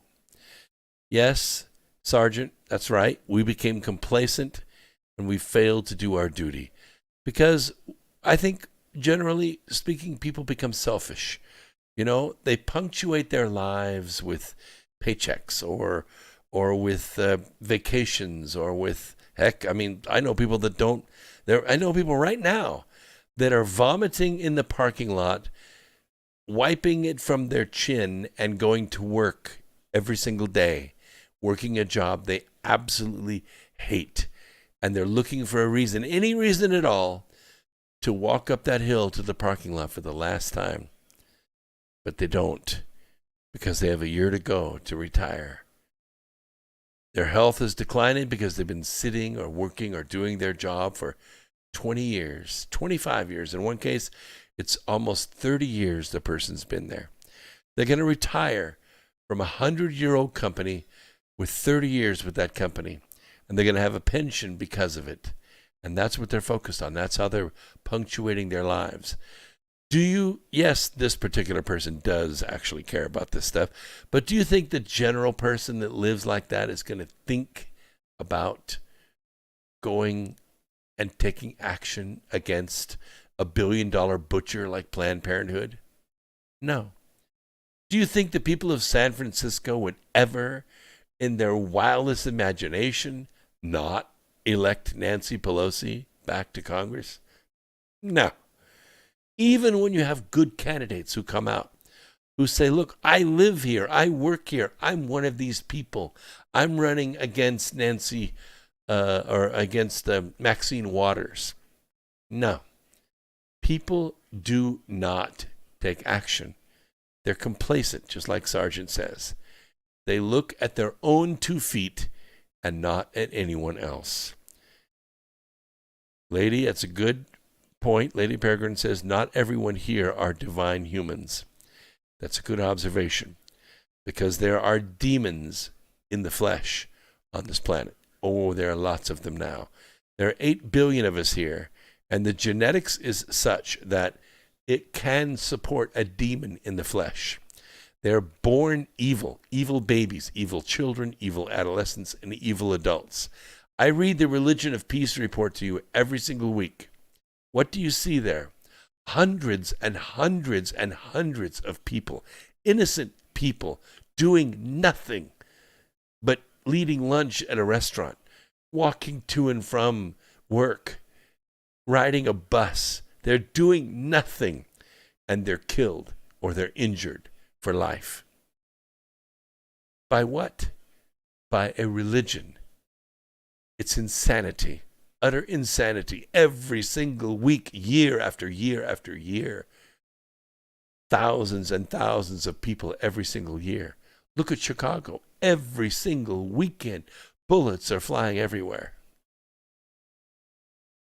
There is evil in the world, but not everyone is evil. I don't even think it's 50-50. I think it's more like 10%. 10 to 15% of this planet is evil. The rest of us are good people. Some are great people. Some are phenomenal people. Powerhouses of spirituality and sensitivity.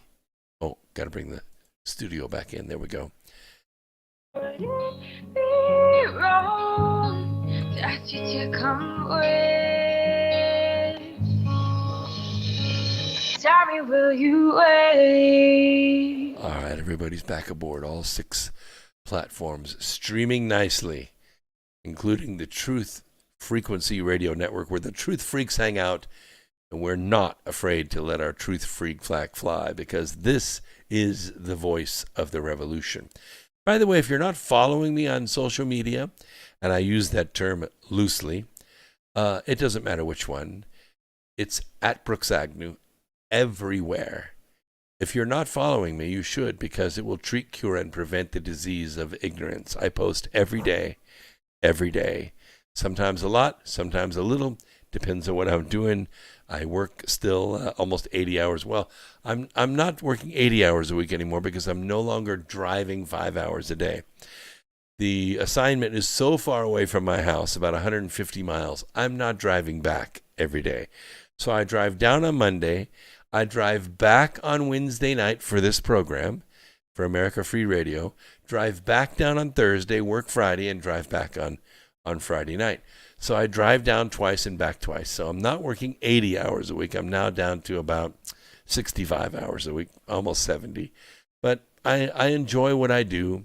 And as long as the job lasts, I will continue to earn and continue to be a productive member of society and turn these companies around. And thereby, this particular plant has 140 employees, 140 jobs. That's a lot of jobs to save. You know, if you don't go, then the company goes out of business and all those people lose their jobs. And that's just not acceptable to me. So I go down there and do my magic. And things get better. It just does. So about 10 to 15%. Yeah, Sergeant says 20% tops. Let's go with 20% then. So that's 1 out of 5 people. Really? Okay, well, let's just go with it then, Sergeant. Let's see. 1 out of 5 people that you meet is a demon. Wow. I feel pretty unsafe at that. I'm more like a 1 out of 10 person, maybe a 1 out of 8 person. Because if I go, I live not far from the 9th largest metro in the country. Charlotte-Mecklenburg County is the 9th largest metropolitan in the country. It is, I think, a pretty stress-free city. It doesn't have the problems that most big metros have. We have fairly good employment, but not in the factory sense. In the programming and banking and healthcare, it's huge. And of course, all the support industries that go with that. Everything from food service to laundry to, home building, all that stuff is fine in Charlotte. No problems there. It could use some real help in the manufacturing sector, that's for sure.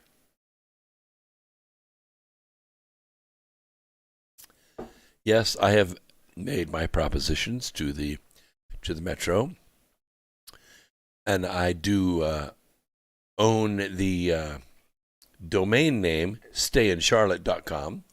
So I do have proposals that I have made for the city. They have not accepted them. They are, for now, perfectly willing to lose the productive members of their community to other communities who are willing to accept them with open arms, until they are no longer willing to lose those productive members of society. Then they won't talk to me. When they want to stop losing them, then they will call me and we will turn it around. But for now, that's where it is. I can't motivate them any other way. Chai Squared Radio. Okay, we're not changing the name, Falcon. It's X Squared Radio. You know why it's X Squared Radio? Because X Squared is a function. It's a function. And you can put any number into it, doesn't matter if it's negative or positive, and it will come out positive. That's why it's X Squared Radio. I take that back. There is one number that you could put into the formula, X Squared, where it would come out negative. You know what it is? I'll give you 2 minutes in the chat room to come up with the number that you could put into X Squared run the formula of that times itself and come up with a negative number. There is a number, and it is significant, and it's the reason why I call this program X Squared Radio. Yes, it's the America Free Radio Studios, and that's the brand that I build, but it's X Squared. No, it's not pi. It's I. It's I. The imaginary number I. It is the square root of -1. We use that number in algebra to get rid of minus signs in our math, because it's not a fudge factor. It's an imaginary number. It's the square root of -1. If you take the square root of -1 times the square root of -1, what do you get?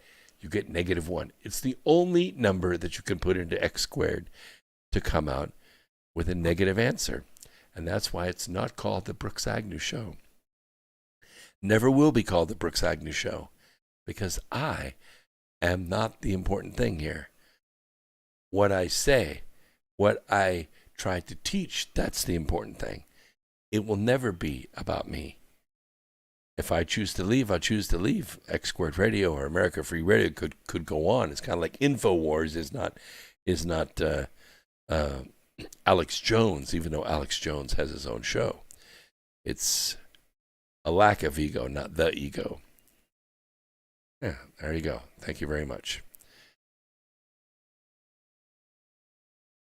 So, state judge in Pennsylvania is upholding her earlier injunction against the state certification of the 2020 election results. In fact, the judge has ordered the state to stop all efforts at trying to certify their election. You know what that means, don't you? Pennsylvania's off the table. The vote in Pennsylvania is so corrupted, it can't be fixed. Well, there's one of two ways to fix it. The first would be to audit it and throw out all the late ballots. But now you can't even do that. Because why?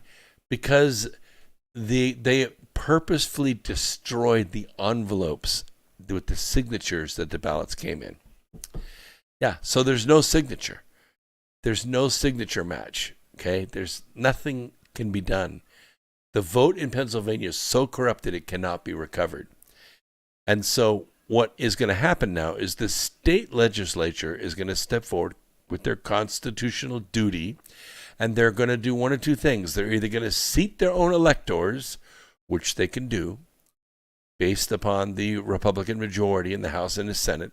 They can seat their own electors, or they can not, and they can just wait until the 20th Amendment is exercised, or not participate. Because the election, at the end of the day, we don't need Pennsylvania.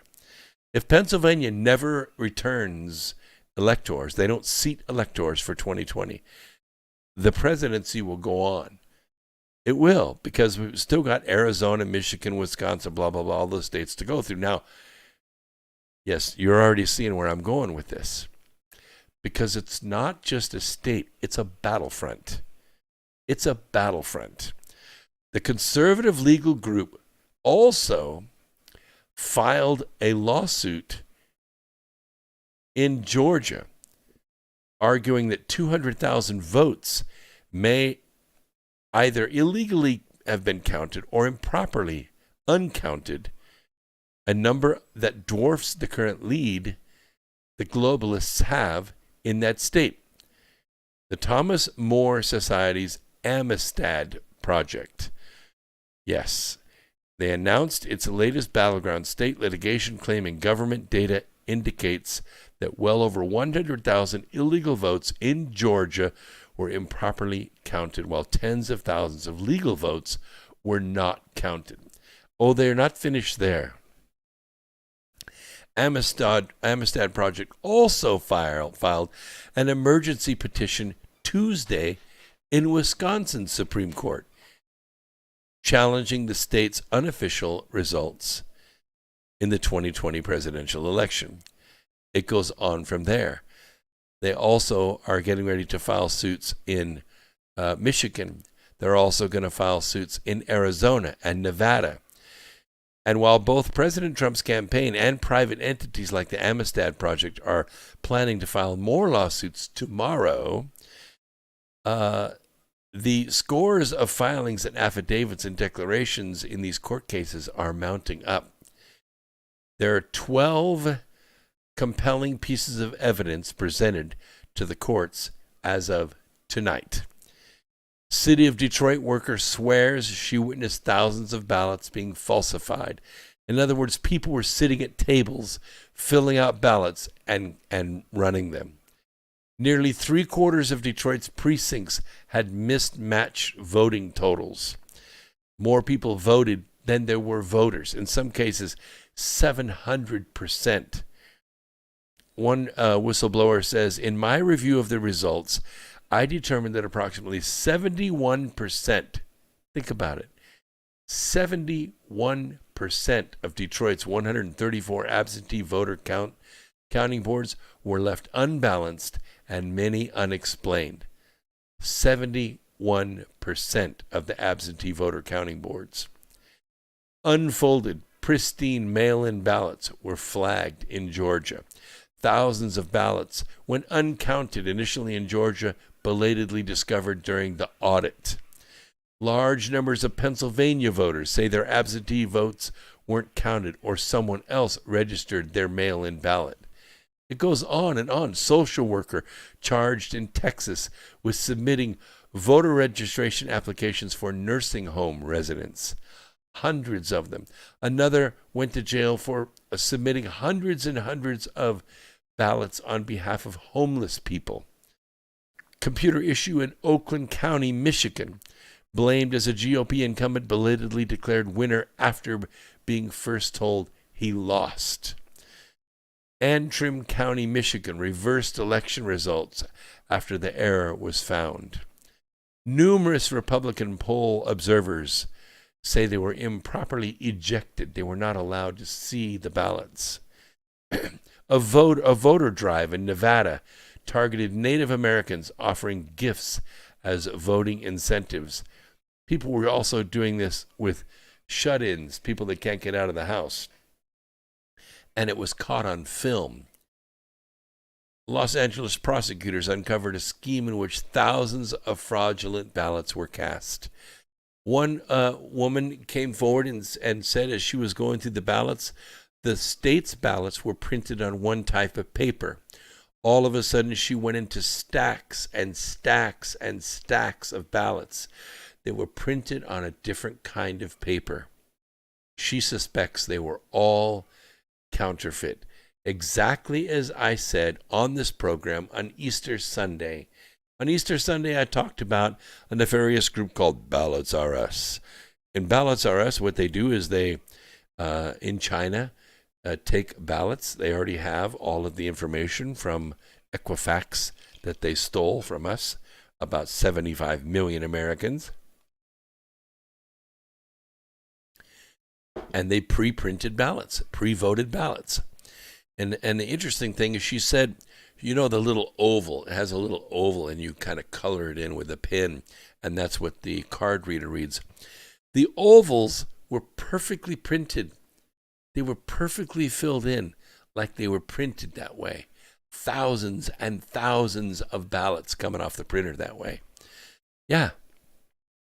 And these were fed into the counters, and none of them, of course, have envelopes. They don't have signatures, and that's why in Pennsylvania is one state where they said, we don't need no stinking signatures, just get rid of those envelopes. And I guarantee you right now over this weekend, the shredder trucks were all over the place trying to shred as many of those envelopes as they could so that none of the ballots have signatures to match.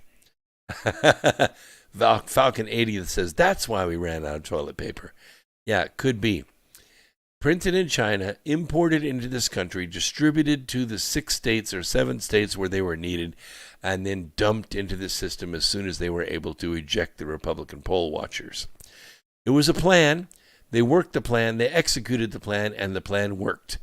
And then, of course, the media jumped right on it, called Biden the president-elect, and tried to push things their way. And, the rest is where we are right now. That's correct, Sergeant. He says counterfeit from China, phone call evidence, Chinese talking to a printer. I thought, that we would get a whistleblower to come forward in this country. Hey, I work at a printer. I just change the blankets.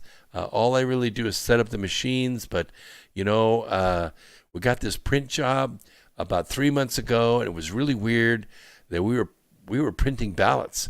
And what was really strange is I got to looking at the sheets that were coming off it, and they were all pre-voted. I'm kind of waiting for that whistleblower to come forward. And it hasn't. And the reason that it hasn't is exactly what Sergeant just said in the chat room. They weren't printed in this country. They were printed in China. Because what would happen if there was a printer in this country? They would print them. And the one thing about paper is it could be traced. That's how the FBI catches people all the time. They take the paper. The paper comes off a roll. The roll comes from a mill. The mill, has samples, has retains off all those rolls that they ship. And it can be matched. The fibers mix between pine and ash and all these to make the paper. And the clay coating, if it's real slick paper, it's unique. It's unique to every roll. No two rolls are alike. And that's how the FBI catches you. But if it's printed in China, there's no way to do that because there's no paper retain. There's no mill you can go to. You can't go to, this came from Champion, and this came from, this paper company, or this came from Michigan. This came from Georgia or South Carolina. No, you can't do that because their mills are totally different over there. Their paper is totally different over there. They don't import paper. They make paper over there. So their fiber layout, their clay coating and everything is different than ours. And so it's impossible to trace. I can't imagine what that cost. I can't imagine. And to have those ballots come over here, these go to Pennsylvania, these go to Georgia, these go to Michigan, these go to Wisconsin, these go to North Carolina. And, they're all voted the same way. Either just Biden or even some of the down ballots. Look at our crazy freaking state. We voted in stupid Cooper again. Can you believe it? The biggest crook on the eastern seaboard. And we voted him in as governor again. All Republican all the way. We have Republican senators. We have Republican congressmen. We have a supermajority in the House and the Senate. But we keep electing a stupid Democrat governor, which is keeping us locked down right now? Yeah, I guess we do. We must love the guy. That's what I'm talking about. And he doesn't win by much. Doesn't win by much. As big as this state is, almost 14 million people, he won by less than 100,000 votes, which is just nutso. It's just nutso. Uno Maxa makes a good point. George Floyd was passing counterfeit bills. And the interesting thing is, I think these were counterfeit ones. Who counterfeits ones or counterfeits 20s? Are you crazy? I mean, maybe you can't counterfeit hundreds anymore. You can't counterfeit 50s because they have these threads and watermarks. And who checks 20s anyway? But I think he was passing small bills. And I think they captured something like, my memory serves right, it was something like $900,000 they found in counterfeit ones. Think of the setup cost to counterfeit ones and converting, and that's the cutting out of the big sheets. Who would do that? Where's the profit in that? How carry around $1 million in ones? Holy crap. I mean, of course there's no money in it. That's the point. The point is what the Chinese were doing by importing counterfeit cash in those low denominations is they knew that cash would get spread on the street. That's where they wanted it. They didn't want it sitting in a safe in a bank. They wanted it circulating in the community. Why? You know why. It's to break our faith in the currency. It's to force the government to confiscate all the cash. Just bring all the cash in, or say, you know what? That's it. Your money is worth nothing. If you have cash on hand, too bad, so sad. Everything's going to plastic. And we're doing it right now for national security reasons. Oh, they could. They might as well. If they said to everybody, bring all your cash back to the bank. Yes, it was $900,000 they got, yes. And I think if they're willing to print $1 bills and distribute them in some place like Minnesota, why would they not counterfeit ballots? Of course they would. Of course they would. Somebody pick up the phone, make $1 million order, you bet I'll counterfeit ballots. Absolutely. Utmost secrecy, no problem. No problem. We deliver on time. Absolutely.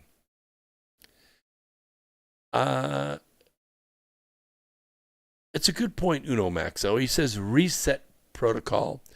I'm going to think about that just for a second because, for a long time, reset was this monetary reset. It was going to come with the Iraqi dinar or the Vietnamese dong or whatever. It was going to make people rich. Oh my gosh, I had so many friends who bought this stupid Iraqi dinars. I don't own any, never bought any, never fell for it. But I know people that have millions of them, and they were waiting for the reset. This wonderful, the emails that went out. They almost did it. Wells Fargo's just waiting for one more piece of documentation, and then the economic reset. And they took advantage of the words of Christine Lagarde with the International Monetary Fund, and they capitalized on that, and they jacked up this hoax, and it went up and up and up. And all these guys, these heartless they took advantage. They took advantage of the poor and my friends who had hope that maybe they could crawl out of poverty on the Iraqi dinar, and like lottery tickets, they bought them. And I told them I didn't have the heart to say I told you so. I just didn't. But then the reset took a shift. Then what happened was the Chinese attacked us with the virus. And maybe the virus wasn't ready for prime time yet. Maybe it wasn't this bat virus that Dr. Fauci developed for the Chinese. Maybe it wasn't as bad as it could have been. But it doesn't matter because the press can make anything out of anything. And they did. And by the way, how come China has recovered already and we're not? How come we're shutting down everywhere? How come we have the Surgeon General on the news saying if we're going to have wave after wave, and if we don't turn around soon, our hospital is going to be overwhelmed? What a bunch of bull crap. We've got health care not far from me right here. I have friends that work in the health industry. They would be frontline workers with that. Are there people sick with COVID? Yeah. But they're not overwhelmed. They don't have any more cases now than they had last April. Maybe less. And guess what? What they're talking about is the testing. Oh, we had 1,400 cases a day, and now we have 5,900 cases a day. Yeah? Well, you're testing about 1 million people a day more than you were testing 6 months ago. So you know how to solve it, don't you? You know how to solve it. You solve it by stop getting testing. Okay? If you're within earshot of my voice, unless they force you to, you have to for work, or you have to travel, stop testing. Stop testing. They're using you. They're using you. Even if you don't have it, they're still going to say you do. Just for the numbers. Just for the numbers. Just telling you, stop testing. Just stop it. Stop the whole hoax, okay? Because hardly anybody dies of this. Oh, you might get sick, you might get bronchitis, you might have a lung infection, you might die of pneumonia. But as far as a COVID, there's so much therapeutics right now that you can take, and there are prophylactics that you can take. I don't mean prophylactics no, I'm not talking about that. I'm talking about a protector, a guard against it. There's lots that you can do. Yes, vitamin C, vitamin D, D3, there's zinc that you can take. There's another one called fenbendazole. I'll put it in the chat room, and you can look it up. All right?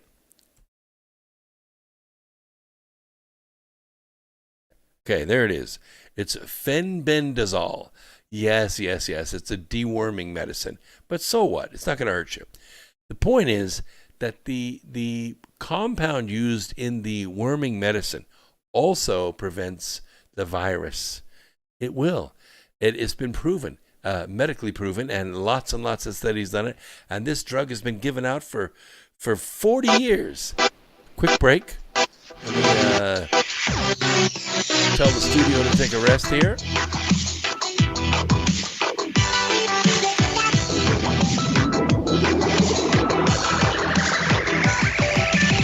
I like my bumper music. I like to play it every now and then, but can't play the commercials and all that stuff because we get gigged on it on one of the platforms, which is trying to deplatform us. Yes, tonic water works too, and it's because of the quinine. You know, the hydroxychloroquine? Well, the quinine in the quin is in the tonic water. Now you got to drink a lot of it, and I don't know, if you like gin, I guess it's okay, but I'm not a big tonic water drinker, okay? So I'd have to put something in the tonic, and then we'd have a real problem. But yes, it works too. But you can do these very simple, very safe medications, and they're over the counter, by the way. Fenbendazole you can buy it on Amazon. It's available everywhere. People give it to dogs, they give it to cows, and humans can take it too. It's perfectly safe. You don't have to do it every day. The recommended dose is about 220 milligrams a day, but you don't have to do that. Some of it comes in 444 milligrams, and that's fine. You could do that too. It won't hurt you a bit. Take it 3 or 4 days a week, and then that's it. Like I take it Monday through Thursday, and then Friday, Saturday, and Sunday I don't. My body can't tell a bit of difference whatsoever, and I've been around all kinds of sick people, and nothing has affected me. And, you know, I have pretty sensitive lungs anyway. I get bronchitis from time to time, and it hasn't bothered me at all. I had the flu a couple years ago in 2019 and early 2019. I think it was January 2019. I was in Chicago, and I got the flu. Oh, it was rough, but I made it through it. And yes, if you do get COVID, you will be immune. It is going to, as all viruses do, twist and change, and you can get exposed again and again, just like any seasonal flu. And some people have lowered immune systems anyway. But if you want to boost it, you want to give it a boost and protect yourself, you can take this stuff. You can't get HCQ over the counter yet. I think that day is coming. Hell, I've prescribed it for 65 years, and it's about as cheap as aspirin. And the other is fenbendazole. You can take that, and it's perfectly safe as well.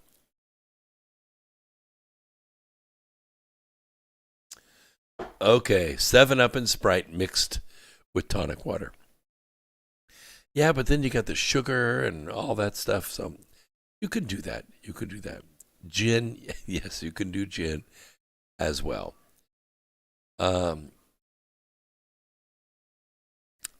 Yes, and they've used it to treat malaria for a long time, and that's how they discovered it. Actually, the malaria ward wasn't getting COVID, and it was because they were taking the HCQ. All right, wait a minute. Don't get too far along. We've got 5 seconds, and we'll bring the studio back in. All right, let's just do it now. Just do it a little early. There we go. Now we'll get a little intro music with it. RTFR. Truth Frequency Radio.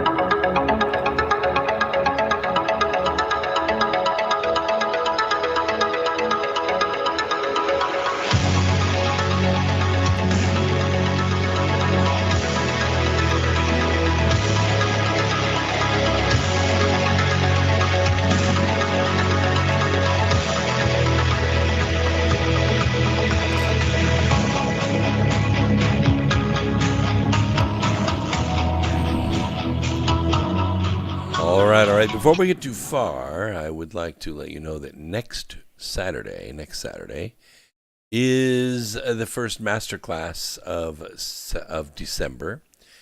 It is $47. It covers 2 Saturdays, that Saturday and the following Saturday. About 2.5 hours the first Saturday and about an hour plus or minus, not minus, plus the second Saturday.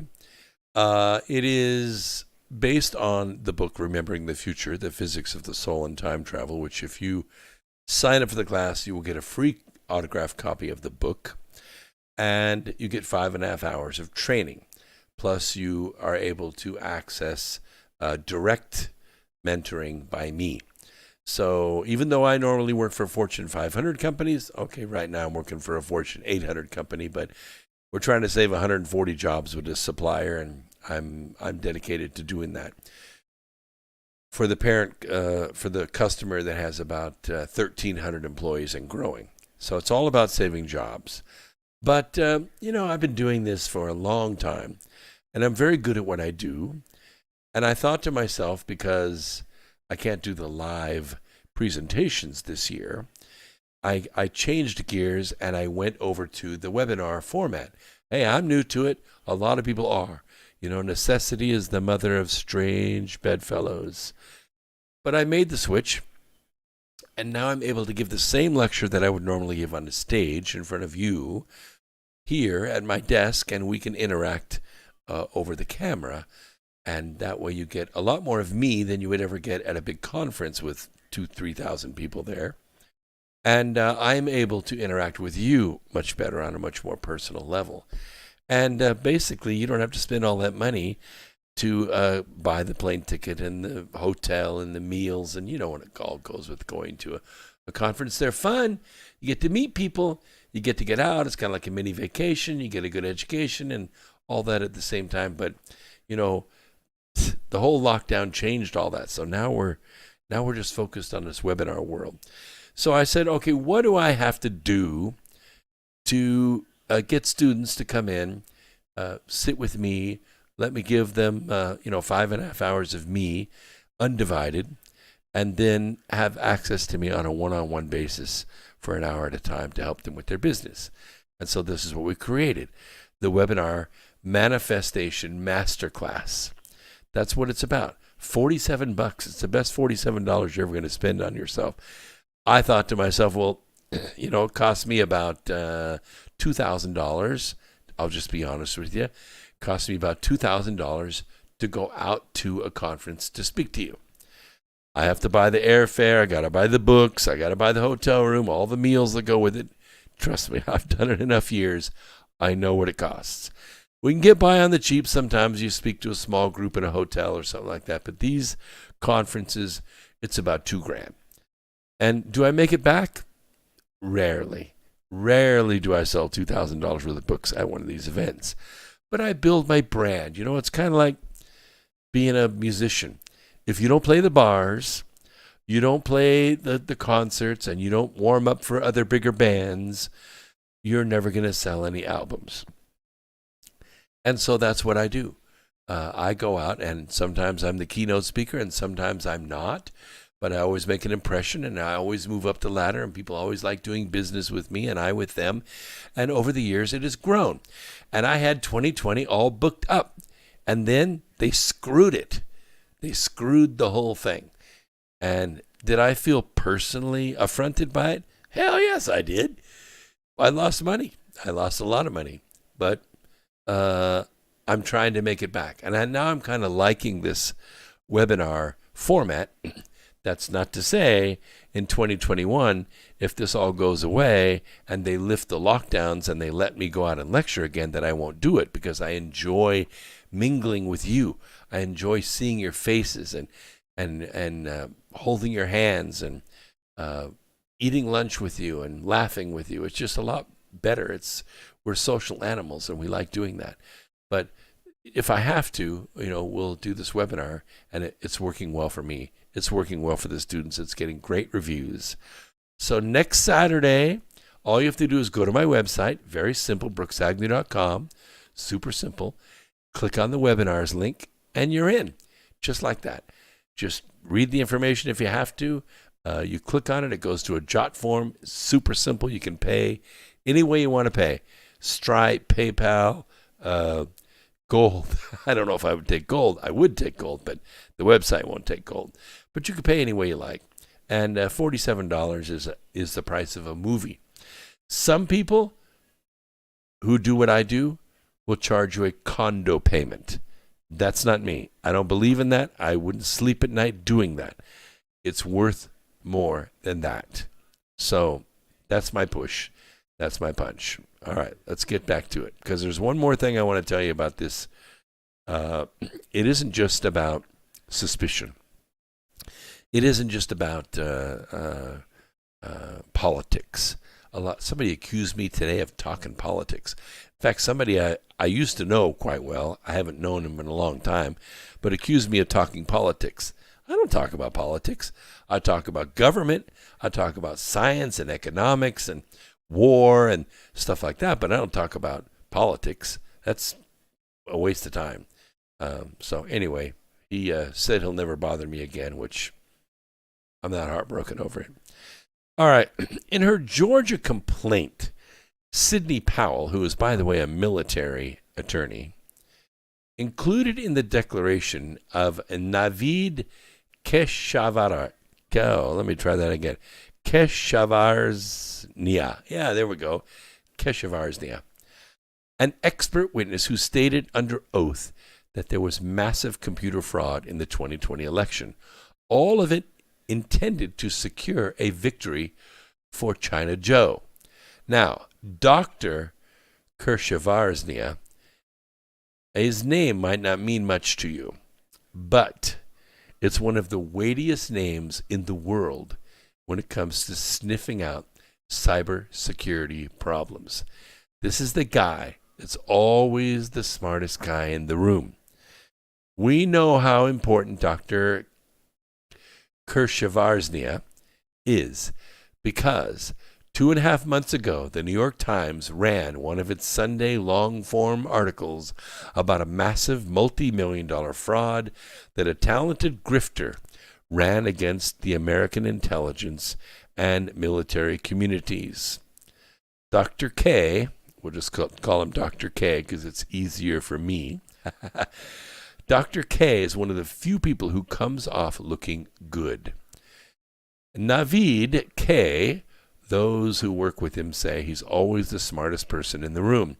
In doing cybersecurity and technical counterintelligence work for the CIA, the NSA, and the FBI, he had spent decades, not years, decades, connecting top secret dots. After several months of working with Mr. Courtney, he began connecting those dots too. He did not like where they led. Not only does Dr. K have an innate intelligence, but he's also got extraordinary academic and practical skills in cyber fraud detection and analysis.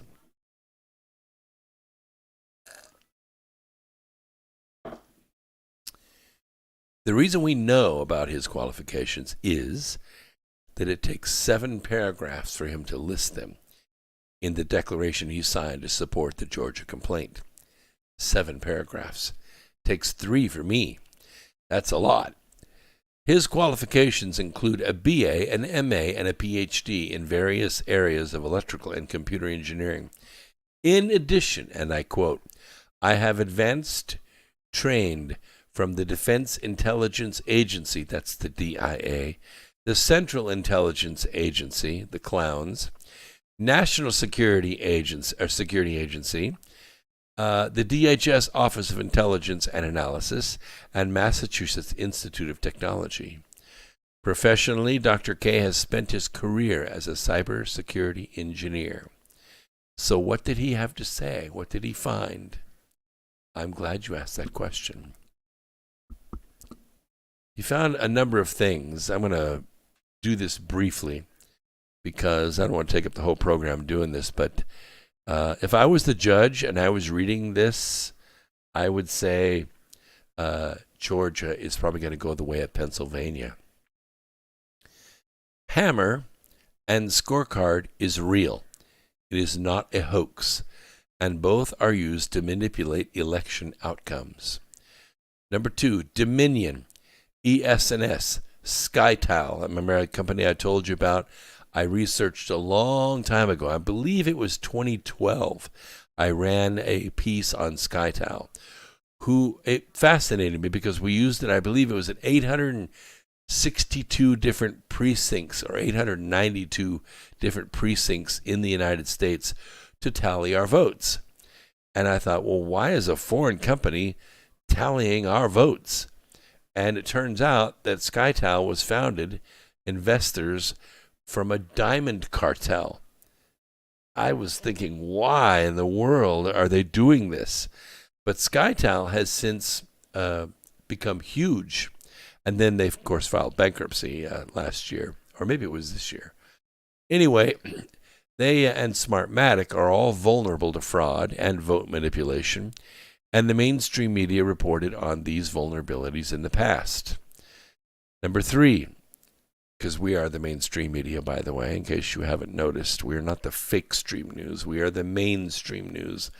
Why is that? Because you are here. You are the mainstream, and I am here. And on Sunday nights at 8 p.m., I rule. I rule. Truth Frequency Radio and Revolution Radio are 2 of the largest independent networks on TalkStream Live. TalkStream Live is where everybody goes. Blaze TV, Newsmax, they're all there. We're one of the top 10. And the number 1 program, or right at the top, number 1 program, is America Free Radio.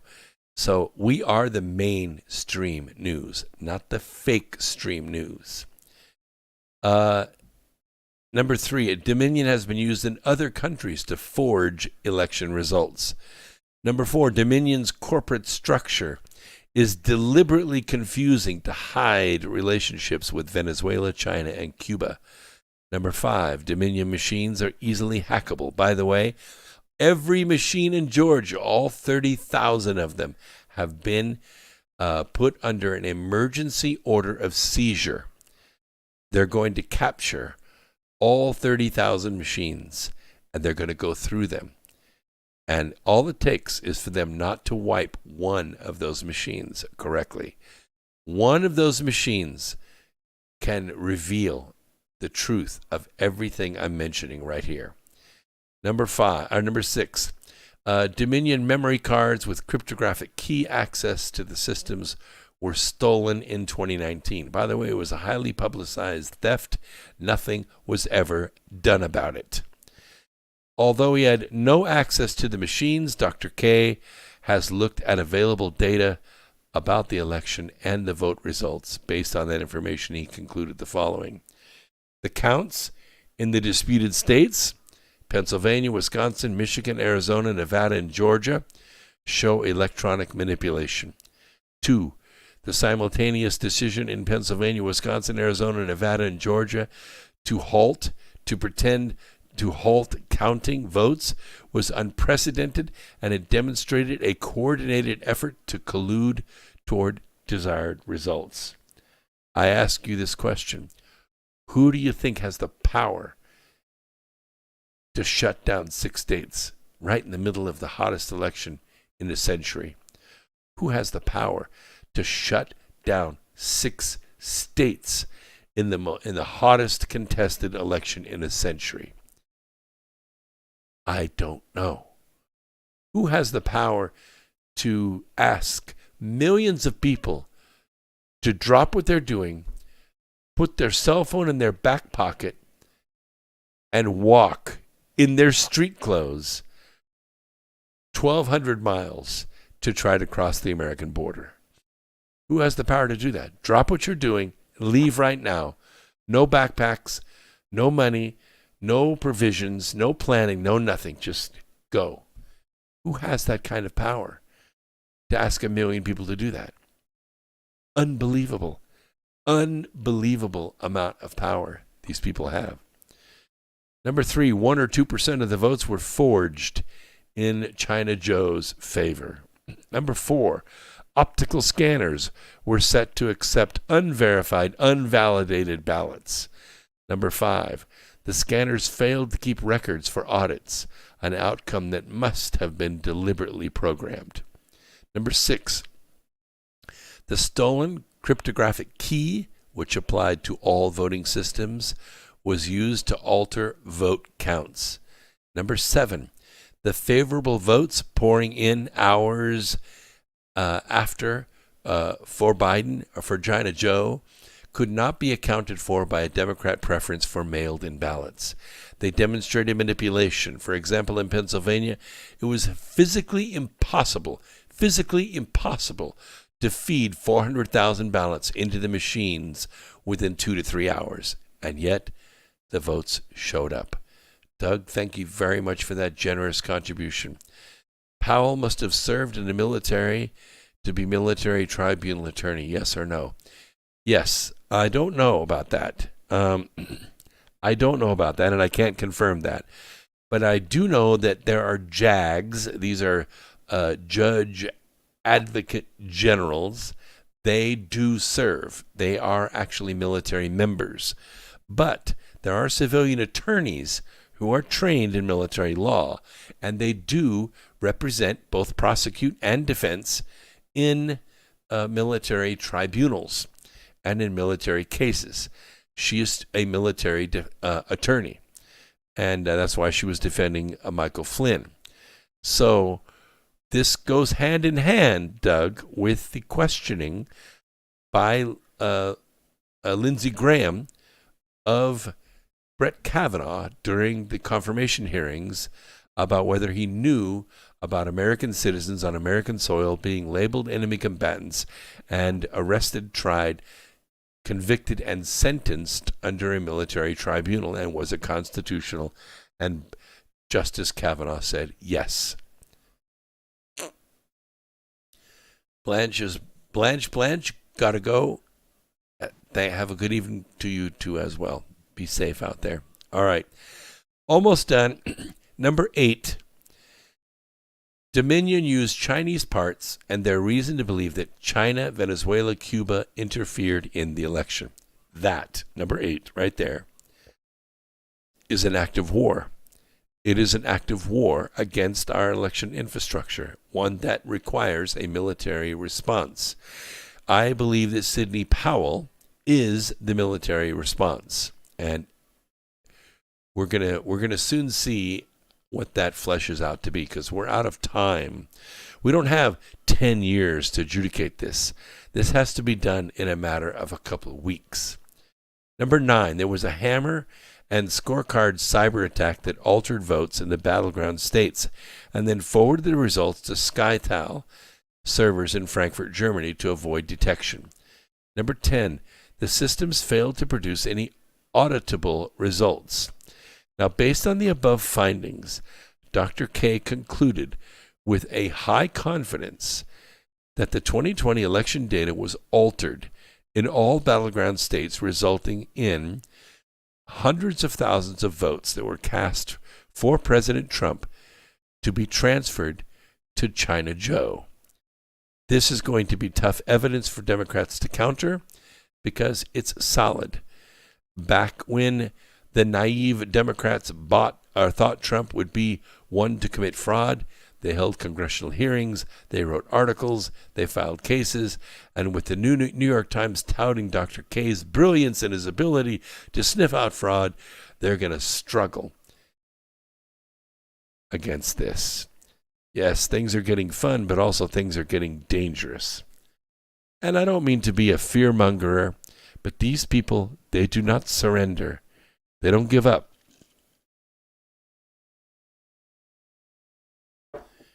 If they get caught, and it looks like they are, if it's going to turn the other way, and it looks like they're going to lose power, we're in a very dangerous spot, because these people don't play fair. They will try, and they have already threatened a 9/11 event. They did, in public. They said, if the president doesn't concede, there may be another 9/11 event. What a threat. That's a threat of war. That's terroristic threatening. We have an active war. We have a threat of war. And by God, we better take action.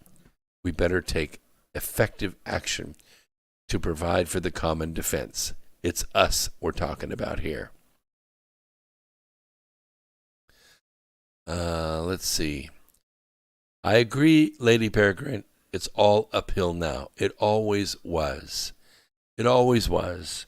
Unfortunately, what happened was most of the Republicans and almost all of the general public, they decided to walk downhill. They decided to walk downhill because it was easier. We just didn't want to tackle it. President Trump tried to tell us. He tried to tell us as soon as the 2016 election was over. He said it was rigged. It was rigged against me, and we still won. They didn't think we could do it. They rigged the election. Of course, obviously, they didn't win, but it was close. And President Trump tried to warn us. Immediately after the election, he put together a voter fraud commission.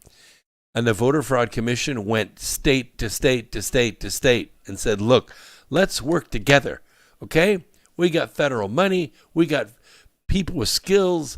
We're willing to come in and help you clean up your voter rolls. Let's get rid of the dead people. Let's get rid of the illegals. Let's clean up your voter rolls. And you know what the states said? Up yours. That's exactly what they said. And so the president, and under good advisement, rather than fight the states on this state issue, by the way, they didn't want to be helped with it. They wanted their corruption. They embraced their corruption. They took 2 years and they worked their corruption in 2018 to win back the House. Oh, yeah, absolutely. It was computer manipulation. Absolutely. And what did Pelosi do with that victory?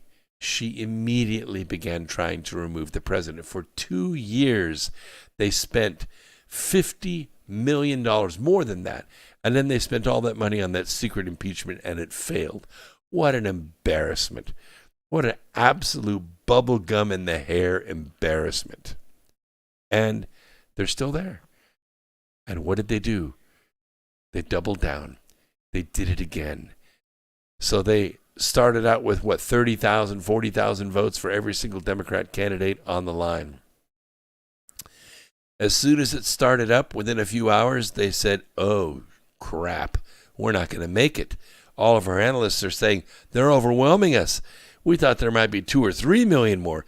10 million, 11 more million patriots came out. Trump was everywhere. They said, stop the counting. We've got to inject some more votes. And they did. Millions, tens of millions of votes, fake votes, were injected into the system. And they got caught. Now the question is, Lady Peregrine brings up a good point. Are you ready to turn around and walk up the hill? Are you ready, America, to turn around and walk up the hill? I think we are. I think we want our country back. I think we want, if this is what it takes, we got to have a two-party system in order to make this government work. But I'm not going to be unhappy if one of those parties disappears. Are you? I'm not talking politics here. I'm just talking government. We have a two-party system. One of the parties has become totally corrupt. The other one was corrupt, but it's been reformed, largely reformed. There are a few rhinos left, but they're going to be gone soon. They'll retire. They'll be replaced. There's a great spirit in the Republican Party right now. I can't say that about the other party. I just can't. Not when they walk in lockstep and do whatever their tyrant leader tells them to do. So I would not be brokenhearted if that party went away or was replaced by another party. It could be the American Party. It could be, I don't know. We have, 60 parties in this country? They don't make it on the ballot because they don't have the money to pay what it takes to get on the ballot in every state.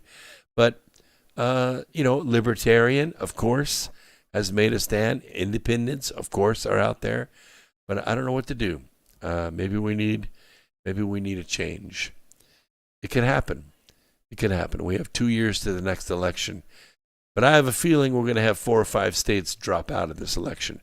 Their elections are not going to be certifiable, which means state legislatures are going to elect the president, and the Senate is going to elect the vice president. And it'll be the first time in American history that has happened.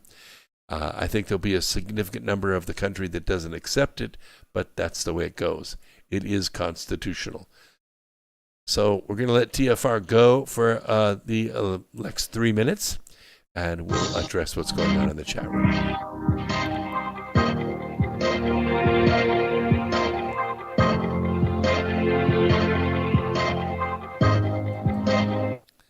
Okay, so let's see what we got going in the chat room here. Yeah, how many are speaking out for Trump, Dr. Strangelove? Well, a lot. I would say there's 100 million in the United States. Not all of them are voters, but I'd say there's about 100 million in the United States. Worldwide, I talked about this with my closest friends. We think that it's a little over 1 billion. A little over 1 billion people worldwide are speaking out for Trump. You could see the effects of this. Hong Kong is lost, I'm afraid.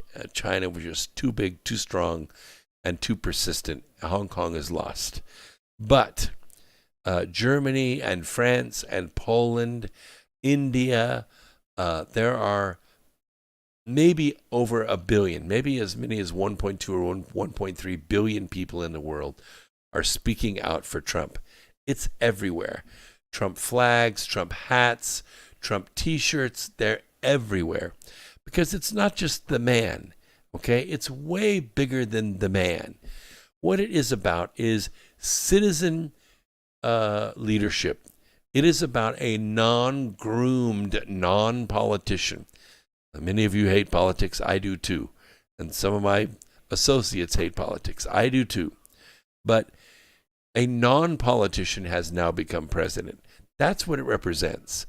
It represents somebody that wasn't in the grooming order, you know? They haven't been corrupted. They haven't been compromised. They haven't been photographed in compromising positions. They haven't been blackmailed. They haven't been made the oath and the covenant the way so many have made. And so, Dr. Strangelove, I think the number is something like between 1 billion and 1.2 billion. That's a lot. It is a lot. When you consider there's less than 8 billion people on the planet, it's a lot of people that are in support of this. You know why? Because they know what yeah, MAGA party. I like that, Falcon, a MAGA party. They know what will happen if China Joe wins. If China Joe wins, it means that the globalists, the global syndicate has won. That the global syndicate is on their way to destroying America. They'll pack the court. They'll bring on Puerto Rico. They'll bring on D.C. They'll do whatever they can do to make sure no Republican ever sits in the White House again. And they'll take your guns. They'll dissolve our borders. They'll take the rights away from our governors. They'll group us together into multi-state regions, which will be managed by federal managers. I've outlined this all for you before. That's their plan, and they are going to execute it. All right, let's bring the studio back in. No hate, no hype, no fear. We are TFR, your protection from deception.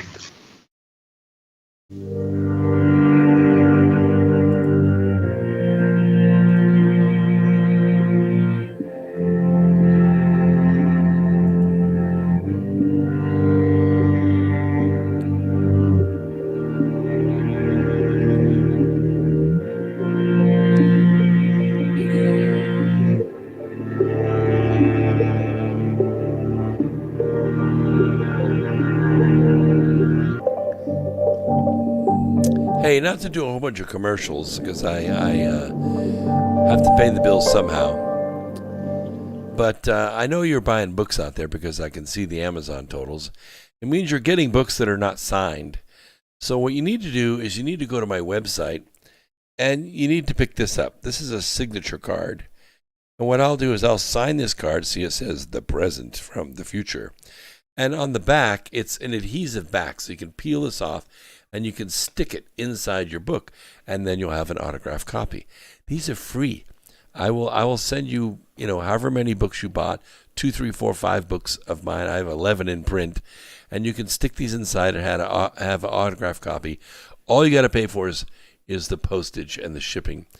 And I will probably throw in one of these, which is a genuine imitation rubber wristband, which also says the present from the future.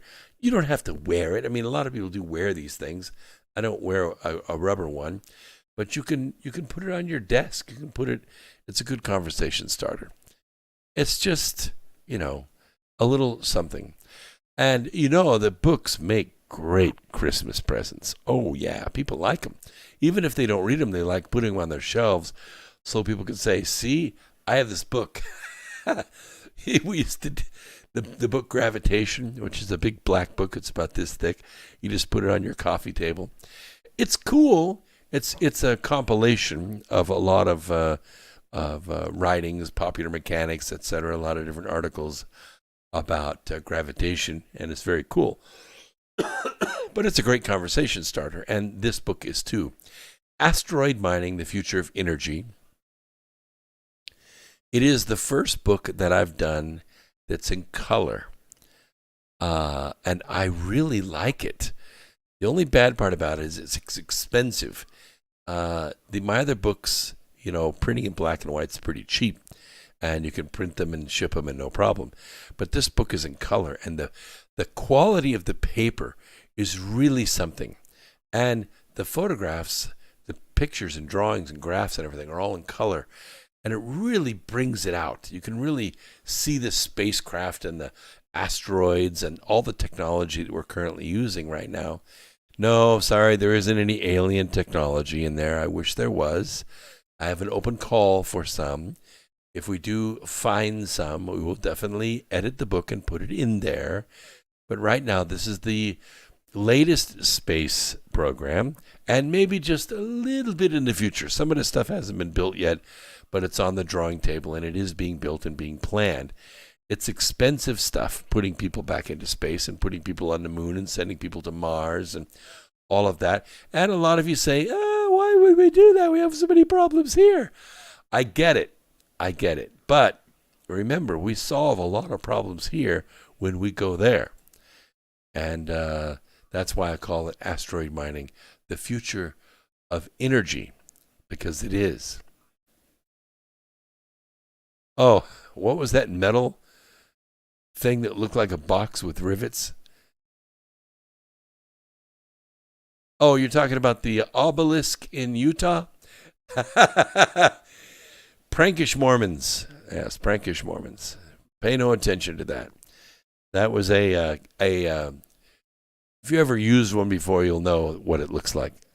There's a gas-powered construction saw that we use to saw through concrete. Yeah, it's got a 12-inch concrete cutting blade on it. It's about this big around. And it has a ripcord. You pull it, and then you rev that thing up and you can cut down through concrete. And so what they did is they made this 1-inch by 1-inch square tubing triangular shape, and they got stainless steel on the outside. They drilled holes in it and drilled it all the way into the 1-inch. And then they took this out to the desert, and they found a place. They fired up the saw, and they cut the triangle down through. You can see the overcuts in the corners. Trust me on this. Trust me. Then they set the framework down into it, and then they put the plates on it and pop riveted them in place, and then they swept the cuttings out of the way. And then they just sat back and waited for it social media, which it did. And, they got good airplay out of it. Come on, they did. But you could see the rivets. You could see the where they cut the stainless steel, they sheared it and put it together. It's all man-made. It's just a Mormon prank. And, of course, it got so much airplay, and, of course, the Parks and Recreation were coming in, putting some real BLM pressure on it. And so they yanked it out over the weekend, and today they replaced it with a little tiny pyramid. So prank is over, and so that's what that is. That's what that is. Yeah, you saw the video showing the overcuts. Yeah. Well, if you ever use one of those saws, you could spot that overcut in just a second. If they really wanted to make it special, they would have brought out a portable water jet. Yeah, and cut that precision down into with no overcut. That would have thrown me for a little bit. But I probably could still find it. Lady Peregrine says, I want one for my yard. Well, let's see. A sheet of 1/8 inch. I wouldn't do it out of stainless. You could do it out of brushed aluminum. A sheet of 1/8 inch is about $100. So you could go to it, have it sheared, and I guess that was about 9 inches across or 8 inches across. It was about that far across each face, and just make it. Just put it together in your yard. It would be okay for a while. After a while, conversation pieces stop being conversation pieces. What Wookiees didn't forget it and left it here. Oh, okay. Well, I can see that. I mean, if you're really going to do something like that, you need to do it in a way and in a place that's, impossible. We really have people say, how did they do that? That's really cool. There's a new hypothesis. I love these stories, and I bring them to you from time to time, that the universe simulates itself into existence. I mean, have you ever asked the question? I'm sure you have, because we all have from time to time. How real are you, really? I mean, we used to ask ourselves, is real real? Well, it depends. If you open your eyes and you're awake, is this the reality? Or is when you're asleep and in the dream world, is that reality? I mean, what if everything you are, everything you know, all the people in your life, as well as all the events, were not actually physically there, but just a very elaborate simulation? I said Wednesday, I sometimes walk outside and say, computer, end program. It doesn't work. Philosopher Nick Bostrom famously considered this in his seminal paper, Are You Living in a Computer Simulation? You remember that paper that came out? He proposed that all of our existence may be just a product of very sophisticated computer simulations run by advanced beings whose real nature we may never be able to know. Now, a new theory has come along that takes it a step further. What if there really aren't any advanced beings? That was the problem I had with it before. There are no advanced beings. No one's advanced out there. Not like us. What if there are no advanced beings and everything in reality is just a self-simulation that generates itself from pure thought? Now, and I actually support that. And because I say in my book that the universe is actually the sum of all the consciousnesses in it. There is an average reality which we manifest together. We experience it. The roads, the trees, the sky, this desk, everything that we share together almost exactly is manifested by each one of us. I say almost because if you look at the grass and you say it's green, I believe you because I look at the grass and I see it's green too.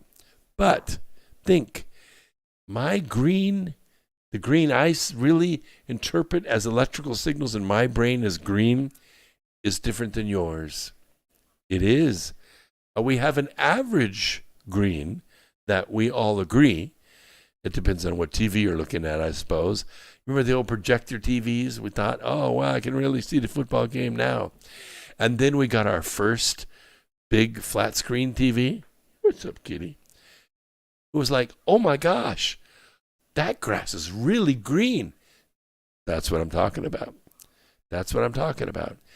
The physical universe is a strange loop. And the self-simulation hypothesis interpretation of quantum mechanics from the team at the Quantum Gravity Research, a Los Angeles-based theoretical physics institute founded by nerds and an entrepreneur named Clee Irwin. Who has a first name like Clee? A nerd, a guy who's got a lifetime membership in Mensa. They take Bostrom's simulation hypothesis, which maintains that all of reality is an extremely detailed computer program, and ask, rather than relying on advanced life forms to create the amazing technology necessary to compose everything in our world, isn't it more efficient to propose that the universe itself is a mental self-simulation? In other words, we are the creators of it. We're at least the co-creators of it, are we not? One important aspect that differentiates this view relates to the fact that Bostrom's original hypothesis is materialistic, seeing the universe as inherently physical. But it isn't, is it? To Bostrom, we could simply be part of an ancestor simulation engineered by post-humans. Even the process of evolution could just be a mechanism by which the future beings are testing countless processes over and over again. But where does the physical reality that would generate the simulations come from? Right? Who is at the end of it? Who's at the beginning of it? Who created, who programmed it? Their hypothesis takes a non-materialistic approach, saying that everything is information expressed as thought. As such, the universe actually self-actualizes. I mean, if you think about it, if you were on a photon rocket ship, okay, and you left the star Arcturus and you're traveling at the speed of light, let's just theoretically say that you can do that. What happens relative to you to the rest of the universe? Well, at the speed of light, of course, mass becomes infinity, right? Because we know this relationship. But what if mass doesn't actually become infinity? What if distance, which is just time, actually becomes zero, right? Everything in the universe is now local to you. Everything in the universe is now local to you. Think of that. Everything in the universe is now local to you. So, in other words, you've shrunk the universe back down to the singularity it always has been, at the speed of light. So if you think about that just one step further, it is actually our consciousness that slowed the universe down so we can behold it. Right? We self-actualized the universe into existence, relying on underlying algorithms and a rule they call the principle of efficient language. It's the Hamiltonian of the universe. I don't have enough time in this segment to explain the Hamiltonian to you, but think of it like a hula hoop kind of trough, and you drop a marble into it. It goes back and forth and back and forth and back and forth and back, and eventually it stops at the bottom of the hula hoop, right? That's basically the Hamiltonian of the universe, that everything will assume the lowest possible energy state, but it is all energy added together that creates this state. Under this proposal, the entire simulation of everything in existence is just one grand thought, or in our case, it is the square root of the square root of the square root of the square root of the square root of the square root of the thought. The original thought is source, right? But then it took the square root of itself, and then that took the square root of itself, and then the square root of itself, and on and on and on. In a few iterations, you get very close to one, right? 1.01, 1.0004, and it goes smaller. You never quite get to 1, but you approach 1, and you're at almost infinity. Infinity. Almost. Trillions of iterations. And so you create a lot of souls that are very, very close to one another, a lot of individual consciousness pieces that are very close to one another. That is until they become individuals. Once they become individuals, then they begin to change, because each individual begins to grow, gains its own experience, has its own relationships, its own successes and failures. We have our own perspective, but we are growing as beings. Some never grow, some grow a little, and some grow immense amounts. And when these immense, huge beings walk into the room or walk into the reality or are born onto a planet, the entire planet changes. A Buddha, a Noah, a Jesus, a Trump for matter. The whole planet changes when these immense beings walk into it. You can feel it. It isn't all ego. It's also the power of the soul. In correspondence with Big Think, physicist David Chester elaborated, while many scientists presume materialism to be true, we believe that quantum mechanics may provide hints that our reality is a mental construct. Recent advances in quantum gravity, such as seeing space-time emergent via a hologram, also is a hint that space-time is not fundamental. This is also compatible with ancient Hermetic and Indian philosophy. In a sense, the mental construct of reality creates space-time to efficiently understand itself by creating a network of subconscious entities that can interact and explore the totality of possibilities. That's very true. That's the way we feel. So you think, then why is life crap and then you die? Because you have not realized yet that you are entirely responsible for your life condition. You still think, or may still think, that a good portion of your existence is determined by someone else. Yes, you and many people do think that fate determines, or destiny determines what you will be or what you will not be, or what you are or what you aren't, or what you can achieve or can't achieve, or what state of existence you're in right now or are not. And that is simply not true. Choices you have made in your life determine where you are. Yes, you are exactly where you chose to be. Oh, you may not want to be there, but you chose to be there. If you want to be someplace else, make different choices. If you want to know what those choices are, then get a mentor. Come to a class. Take a class from somebody. Find out. You could take my class. You could take someone else's class. Take a class. You will learn what you're not doing and fix it. Scientists link their hypothesis to what's called panpsychism. This is an important term. Probably going to do a couple more programs with pieces of this. It sees everything as thought or as consciousness, which it is. Your whole experience in life, even though you sense things with this biological transducer we call a body, which can be flexible, it can be painful, it can be sensuous, it can be wonderful, beautiful. Eating is sensuous. Music is wonderful. Sex is wonderful. But there are things that aren't wonderful either. Illness and sickness and pain and breaking things and being ill, of course. But it's still thought. It's still consciousness. Now,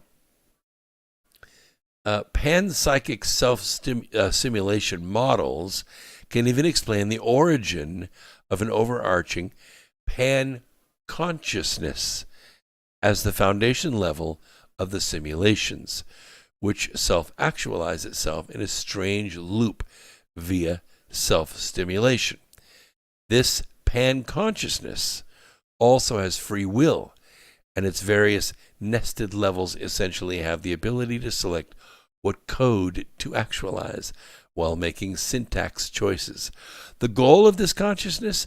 To generate meaning or information. I mean, think about it.